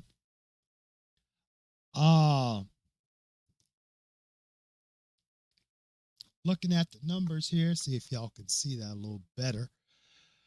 This is interesting. Virginia had 28 first downs. Miami had 11. Virginia had 243 yards rushing. Now remember, Duke just had 358 against Miami. The next week, Virginia has 243.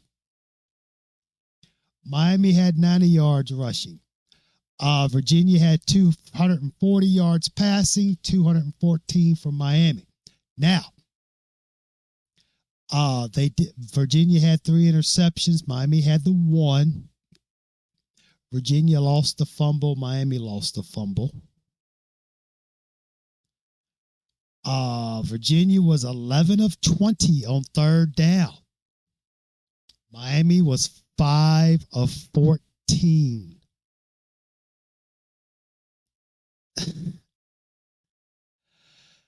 All right, looking at the numbers individually, Crawford had 16 rushes for 55 yards. Clements had 4 for 20. Gus 3 for 16. Parks 26 rushes for 130 and a touchdown. I forgot to mention Crawford did have 2 rushing touchdowns. Watford for Virginia had 46. Shepard 37. Mizell had 33 for a touchdown. Jennings 16. Morris was 13 of 26 with an interception for 214 and 2 touchdowns. His longest was 62 yards, and he was sacked. 3 people caught passes.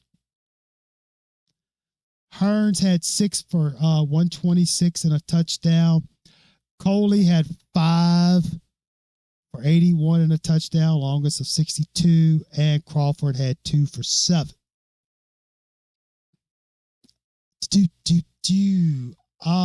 For Virginia, Watford was 10 of 25, 3 interceptions for 106 yards and a touchdown. Lambert come in 13 of 19 for 134. Receiving yards for Virginia, 45 for Mizell. Dawkins, 48. McGee, almost said McGahee. McGee had 25. Johnson, 51. Smith, 24. Swanson, 23. With those 3 interceptions by Virginia, Miami now has 17 interceptions on the season. That's the most since 2003. Tracy Howard, he got his 4th interception of his career on the first play of the game, which was the touchdown that we talked about. Looking at the defense, Moore for Virginia had a sack. Virginia had 4 tackles for loss, which includes a sack for 16 yards. Mr. Jenkins and Perriman were both tied at 7 tackles, leading tacklers of the game. McCord had a sack.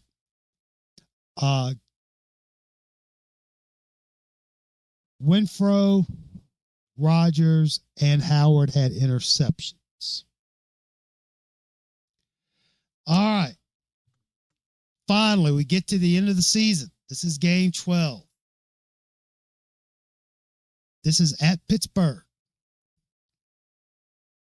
Your 8-3 Hurricanes, 4-3 in the ACC, take on 6-5, 3-4 in the ACC Pitt Panthers. Let's see what happens. Miami pulls it out 41-31.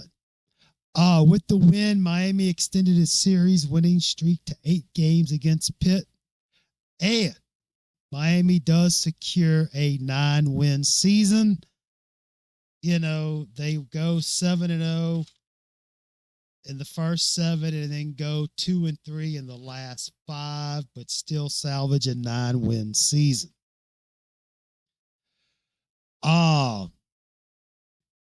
As you can see, Miami jumped out to a 14-0 lead on Stacy Coley. 32 and 34-yard touchdown passes. Then Pittsburgh gets a 45-yard touchdown run. Gus gets a touchdown run. Coley gets a 73-yard run. All right. And then it was kind of a little bit back and forth, but by then, you know, Miami was in the lead. Pittsburgh did score a late touchdown with 14 seconds left, which made it kind of respectable, I guess. Once again, Miami was outdone on first downs. Pittsburgh had 25. Miami had 21. Pittsburgh, 220 yards rushing. 220. Miami had 180. Pittsburgh had 281 yards passing. Miami 296. Pittsburgh had the 1 interception. They did have a fumble, so they had 2 turnovers. Thank God for that. Third down conversions. Ooh, I don't know if you can see. I apologize. I don't know why I keep forgetting. Miami was 4 of 11. Pittsburgh was 6 of 14. All right, individual numbers. Rushing, Coley had that 1 run for 73 yards and a touchdown, led all rushers, of course. Gus had 11 carries for 64 and a touchdown. Crawford, 14 for 22. Clemens had 5 for 20. For Pittsburgh, it was Bennett. Bennett had 21 for 141. Ibrahim had 4 for 51 for Pitt. Connor, 5 for 22. Mr. Morris, he finishes out the regular season. He goes 17 of 28 for 296 and 3 touchdowns. His longest was 66 yards. Hearns had 9 receptions for 173. Coley, 3 for 73 and 2 touchdowns. Cleveland, 1 of 5 for a touchdown. Crawford, 3. Hagens, 2.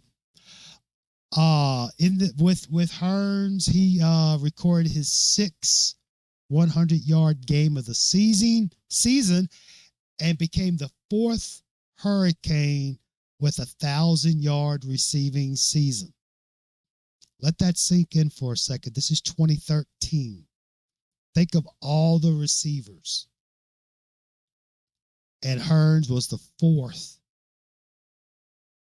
with 1,000 yards.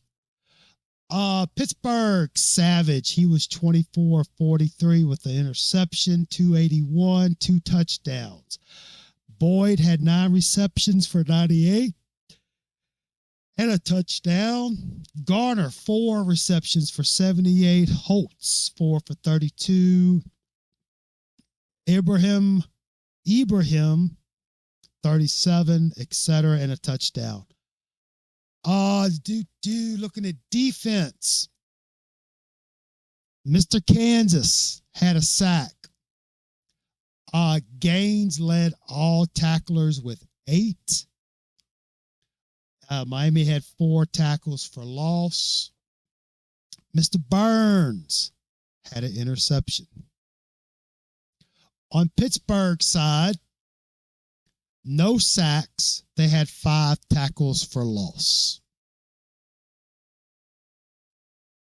So that's basically it for the 2013 season. One thing I did look up, I kind of looked at the numbers. So in the first, I'm trying to get my notebook right here. In the first 7 games, all right, Miami goes 7-0, correct? In the first 7 games, Miami gave up 204 yards a game passing, 160 yards rushing per game. In the last 5, all right, so Miami goes 2-3 in the last 5 games. They gave up 279 yards passing a game, 239 yards rushing per game in the last 5. So in the last 5, comparing the last 5 to the first 7. So basically we're comparing the 7 to the 0-0. All right. So basically Miami gave up an average per game about 70 yards more passing and 70 yards rushing per game. So just kind of put that in perspective. When it got bad, it got bad. Now, granted, the first 7 games, it wasn't like, Miami was out just blowing people out. All right. They lost to Florida State, and then the wheels came off. They came off. So let's take a look at the if I can get this together. We're going to look at our postseason stuff. All right, so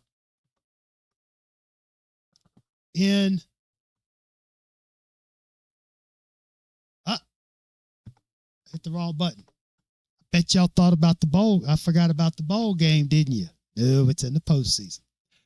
So here's the 2013 ACC standings. Of course, Florida State went undefeated. They had, Mr. Crab Legs Winston. In the Coastal, Duke went 10-4, 6-2. Miami finished second. Actually, they finished in a 3-way tie for second, but I believe Virginia Tech got second because Miami lost to Virginia Tech but beat Georgia Tech. Whatever. Who cares? Who cares? So with Miami finishing, well, they went 9-3, but with that being said, your 9-3 Miami Hurricanes are taking on the number 18, 11-1 Louisville Cardinals out of the Big East, or the American Athletic, whatever the Big East called themselves then. Miami's taking on number 18 Louisville in the Russell Athletic Bowl. This was held at the Citrus Bowl in Orlando.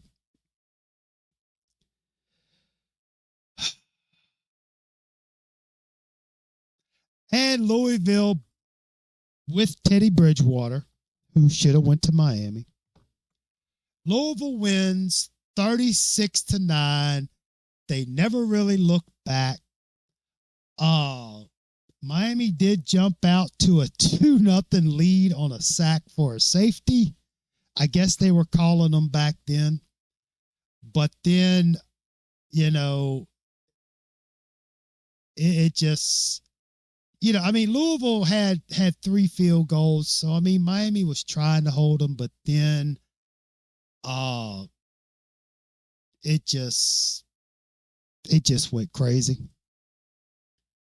Now, again, there was on my collegepressbox.com, there was nothing for this game, so I had to resort to the ESPN, so the slides are a little different.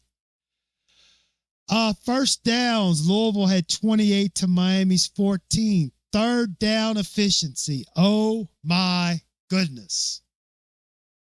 Miami was 0 for 11. Could not convert a third down. Louisville was 8 of 14. Now, Miami was 1 of 3 on fourth down, but Louisville was 1 of 1. Total yards.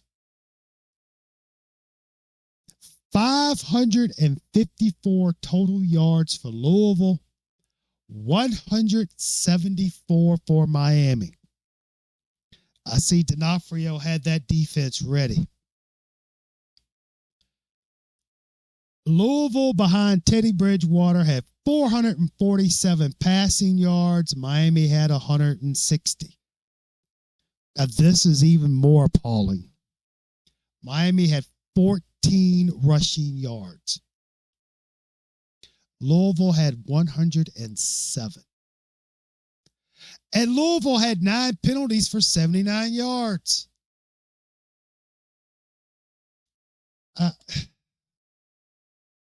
Miami had a fumble. There was no interceptions. Bring this down a little bit. Morris was 12 of 27 for 160.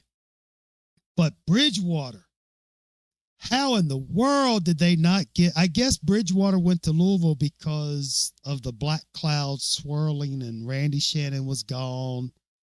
Anyway, Bridgewater went 35 of 45 for 447 yards, 3 touchdowns. The leading rusher, now granted, remember, Mr. Johnson is still out with the busted ankle.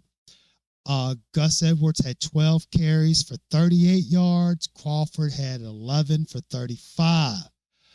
And of course, Morris, he had minus 59, which means he got sacked. Edwards had the lone touchdown for the Miami Hurricanes. Rushing for Louisville, Perry 6 for 46, Brown 16 for 42. Bridgewater had 6 for 24 and a touchdown. Receiving, good Lord. Miami had Walford 4 receptions for 82, Coley 3 for 32. Hearns, I don't know why I said Burns. Hearns had 2 for 24. Crawford 3 for 22. Now, well, let me finish this and I'll get into the game notes. But Devontae Parker, sound familiar? 9 receptions for 142. Damian Copeland 6 for Parker had a touchdown. Copeland 90 yards. Well, you see.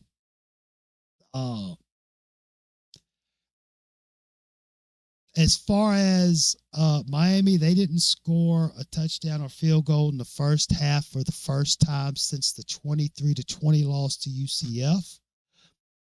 On a positive note, Alan Hearns broke Miami's single season receiving yard record with a 13-yard reception in the fourth.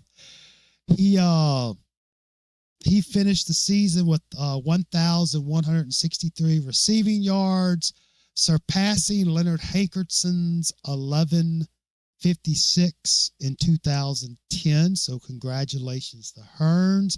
Check this out. Clyde Walford, he led Miami with 4 catches for 82 yards. let you see my face here. Walford, a tight end. This is a tight end. Led Miami with 4 catches for 82 yards, and he surpassed the 1,000-yard mark for his career. Imagine that, 1,000-yard career tight end. Gus Edwards, Gus the Bus, scored his 5th rushing touchdown of the season. And actually, that was that touchdown was the Miami's first bowl game touchdown since 2010, which was the last time in 2010. I believe that was a Sun Bowl against Notre Dame, when touchdown Tommy Streeter had a 42-yard touchdown reception for Stephen Morris. So, there was no interception. So, looking at tackles for Louisville, Preston Brown had 7. He was a leading tackler for Louisville. Oh, let me let you look at this along with me. Here we go. I didn't want y'all to think that I was making something up. Thank you. Get it right. Also, Brown for Louisville had a sack. Champ Lee had a sack. Marcus Smith had 2 sacks. Louisville had 2, 4, 5, 6, 8, 10 tackles for loss. For Miami, looks like Mr. Bush was the leading tackler with 7, tied with Mr. Gaines. Also, Miami had 1, 2, 6, 7 tackles, 8 tackles for loss, and no sacks. So, with that being said, Miami ends the 2013 season with a loss in the bowl game to Louisville. As a whole, Miami finishes 9-4, as you just saw. But hey, it was a 9-win season. If I'm not mistaken, let's see here. Let me go back. I need to look at something right quick. So with Miami going 9-4 in 2013, that was the first time Miami had 9 wins since Shannon's 3rd year. Golden's 3rd year, he goes 9-4. Shannon's 3rd year, he goes 9-4. So take that for what it's worth. That's crazy stuff, if you ask me. Crazy stuff. So, with that being said, we're going to get into the team stats in just a second. So after 3 years as head coach in Miami, Golden is 22-15 and 13-11 in the ACC. All right, so let's bring up the 2013 stats for Miami real quick. Miami did outscore their opponents 440 to 348. The opposition got 287 first downs to Miami's 247. Now, here we go with the defensive stats. The opponents outrushed Miami on the season 2,295 to 2,084 for Miami. Passing yards, Miami had 3,452. The opponents had 3,248. Miami had 14 interceptions thrown on the year. The defense had 18 interceptions. So total offense, The opponents was 5,543 to Miami's 5,536. Good job on the defense, D'Onofrio. Good job. Now, the opponent had 964 plays to Miami's 820. Miami had 14 fumbles. They lost 8. The opponent had 17, lost 9. Third down conversion, Miami was 56 of 159, 35% third down conversion rate. The opponent was 42% conversion, third down conversion rate. Good job, D'Onofrio. Hell of a year for you, buddy.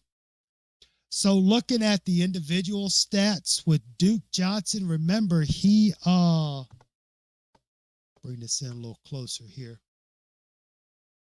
Duke Johnson only played 8 games.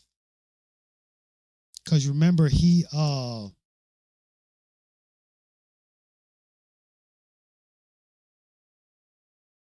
left the was North Carolina game. No.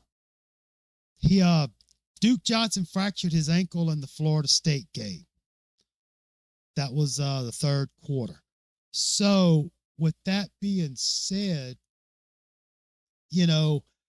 Duke only played like 7.5 games and still had 920 yards rushing with 6 touchdowns.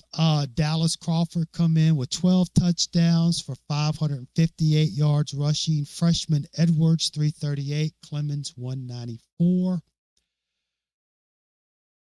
Passing. Mr. Morris was 198 of 344. He was a 58% percentage completion. Morris had 12 interceptions to 21 touchdowns. Williams had 3 touchdowns and interception. Crow had an interception and a touchdown. Receiving, Mr. Hearns had 62 for 1,162 yards receiving.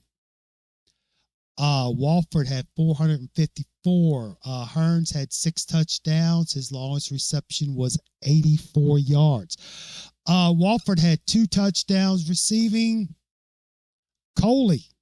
Freshman Coley, 591 yards, 7 touchdowns. Waters, 5 touchdowns at 406 yards receiving. Crawford, to go along with his 558 yards of rushing, he had 171 yards receiving for a touchdown. Mr. Dorsett, which remember he got hurt also, he got 272 yards with 2 touchdowns. Oh, yeah.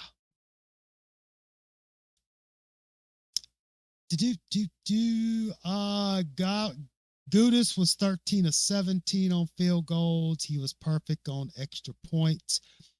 Looking at the defensive side, Mr. Perriman had 108 total tackles, 69 solo, 39 assisted.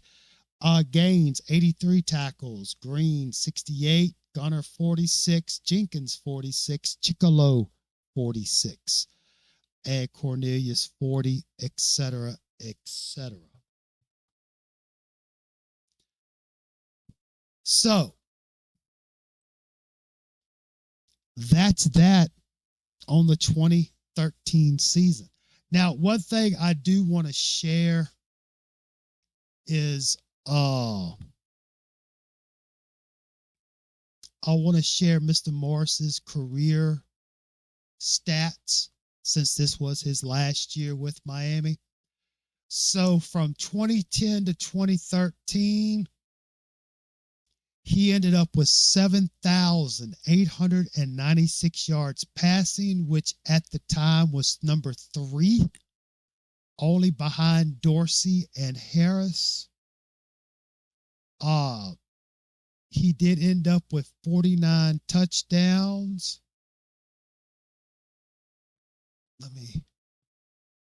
I want to double check because I just saved what I did was just screenshot that just to show that, but to get things in perspective, as far as touchdown goes, Stephen Morris ended up being number 3 with 49, and that was only behind Dorsey's 86 and Jakari's 70.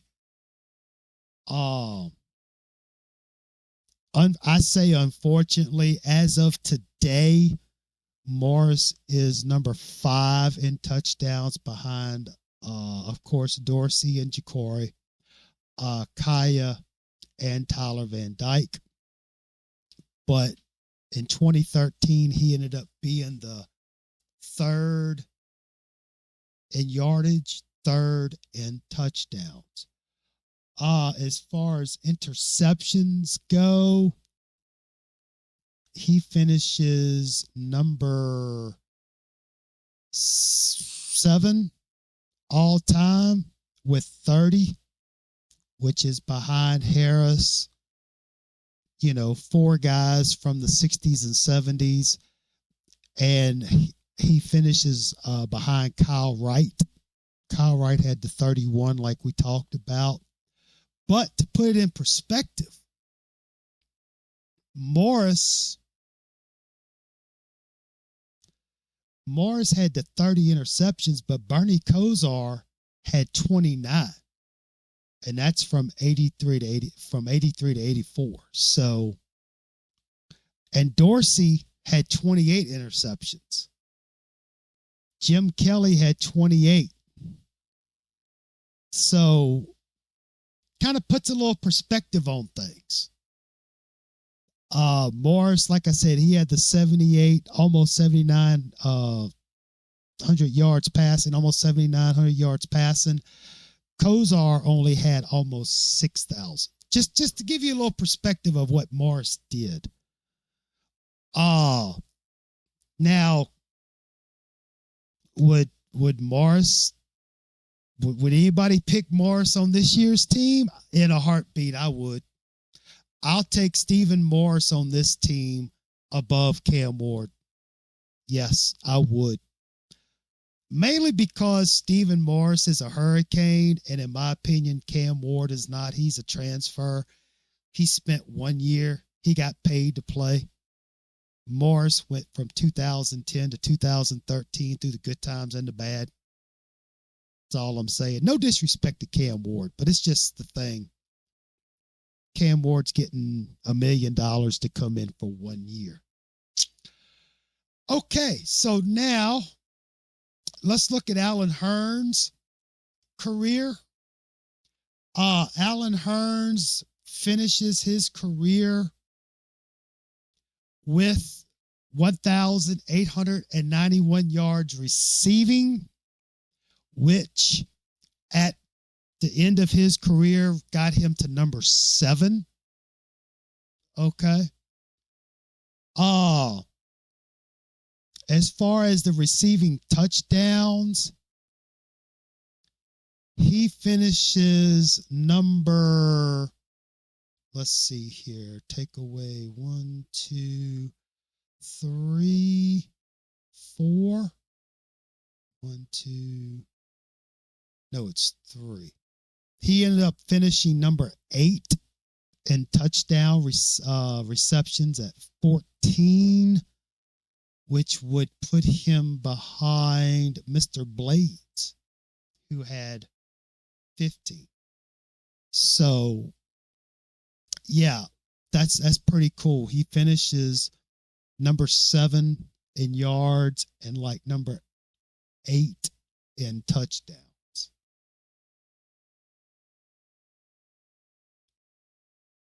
So that's pretty cool. Now, would Hearns make it on the 2024 team? I'm sure he would. I'm sure we could. If we had Morris and Hearns and didn't have D'Onofrio's defense, oh yeah, most definitely. Most definitely.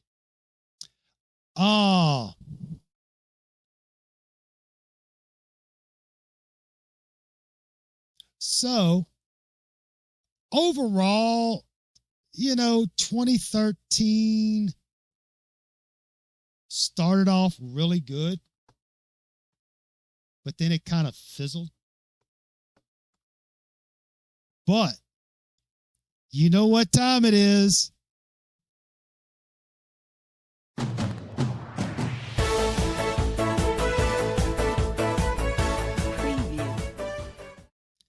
That's right. It's time for everybody's favorite game, upgrade, downgrade. All right, so let me bring this up. Uh-oh. It won't let me, there we go. I want to make it a little bigger. That's all. All right, so as far as the receivers go, Hearn, Scott, Dorsett, Waters, just with Dorsett and Hearns, oh, that's upgrade. Big time. Upgrade. Tight end, no question. We don't even use tight ends. Tight ends are going to be an upgrade all the way through. We're not going to even talk about them. Offensive line, just for the fact that you got Flowers, McDermott, Santrell, Linder, Bunch, with Feliciano sitting right there. I got to give 2013 an upgrade. I do. Running back, without a doubt, upgrade. I'll take Duke Johnson over anybody. Quarterback, I've already said, I'll take Stephen Morris over anybody in the quarterback room right now. Even, I want to make sure y'all see me when I say this. I'll take Stephen Morris over the 8 for 23 savior of South Beach. And the one-hit wonder that is Cam Ward. I'll take Stephen Morris any day, all day. And I'm looking straight. I ain't bullshitting. I would take Stephen Morris. Defensive ends. Between Shayon and Chicolo. Right now, with the way things are, yeah, I'll say upgrade for 2023. Defensive tackle.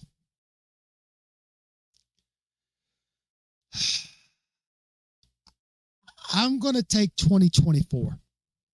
Yeah, I'm going to have to take 2024. Linebackers with Perryman and Gaines. McCord was coming around pretty good. Armbrister had some good showings. I would take 2013 as an upgrade on the linebackers. Cornerbacks, you're looking at Gunter and Crawford. I'm going to have to go with 2024 on the cornerbacks. Safety,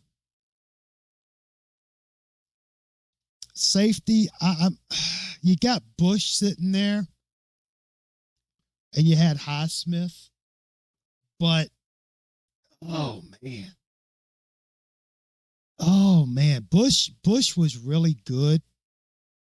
This was his sophomore season. He really hadn't got into it, but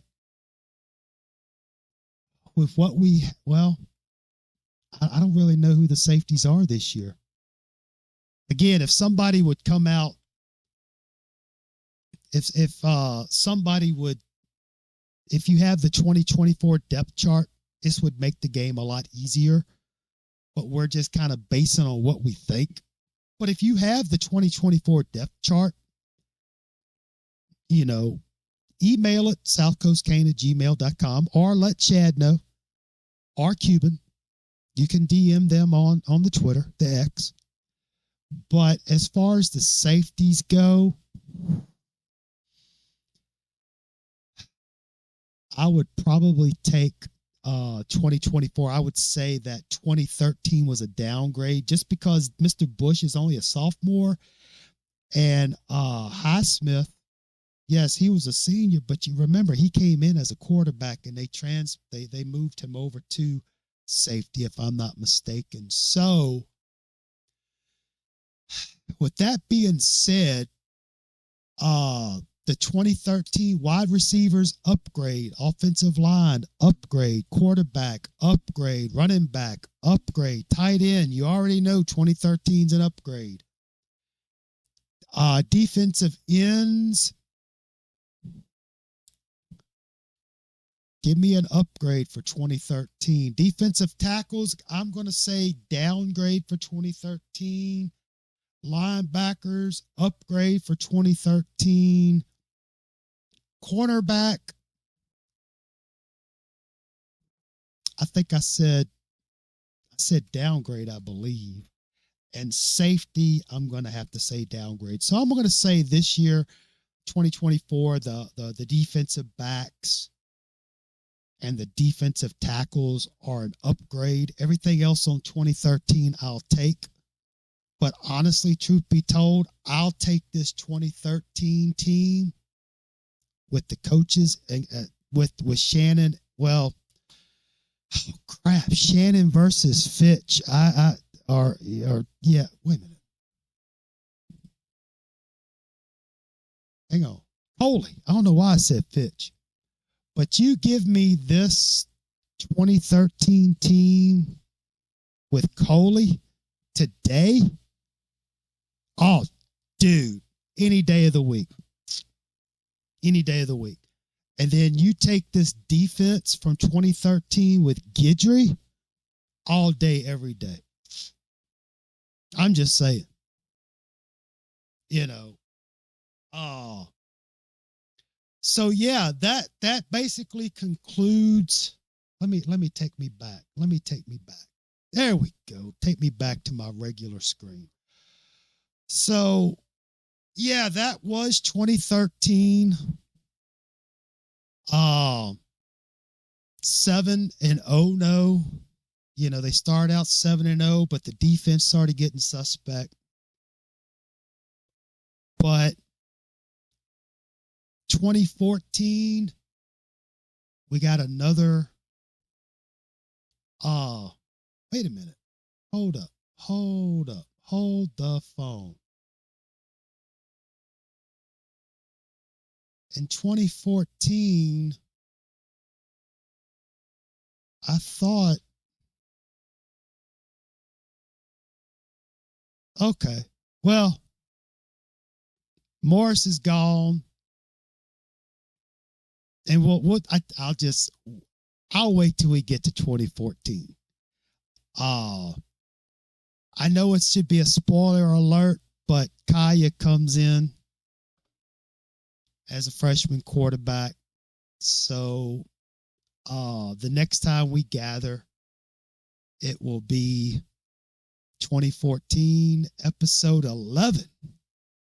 So we are over the halfway point.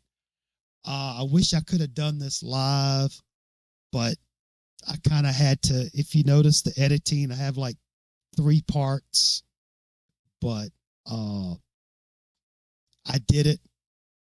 I managed. I got through doing it, recording, not live. It was hard, but I did it. But if any of y'all made it this far, thank you so much for watching. This has been episode 10 of the series Rise of the Fall 2013 7-0. No, I am Jordan Page, South Coast Cane. Peace, love, and soul. Go Canes. And be sure to check out Shad's latest discussion, and also check out the fine folks at Check It Out Corner, and also go listen to Devin and Mr. Frank at Utah, baby. All right, thank y'all. We'll see y'all next time. I should be able to join in with Shad on his next round table. So bye.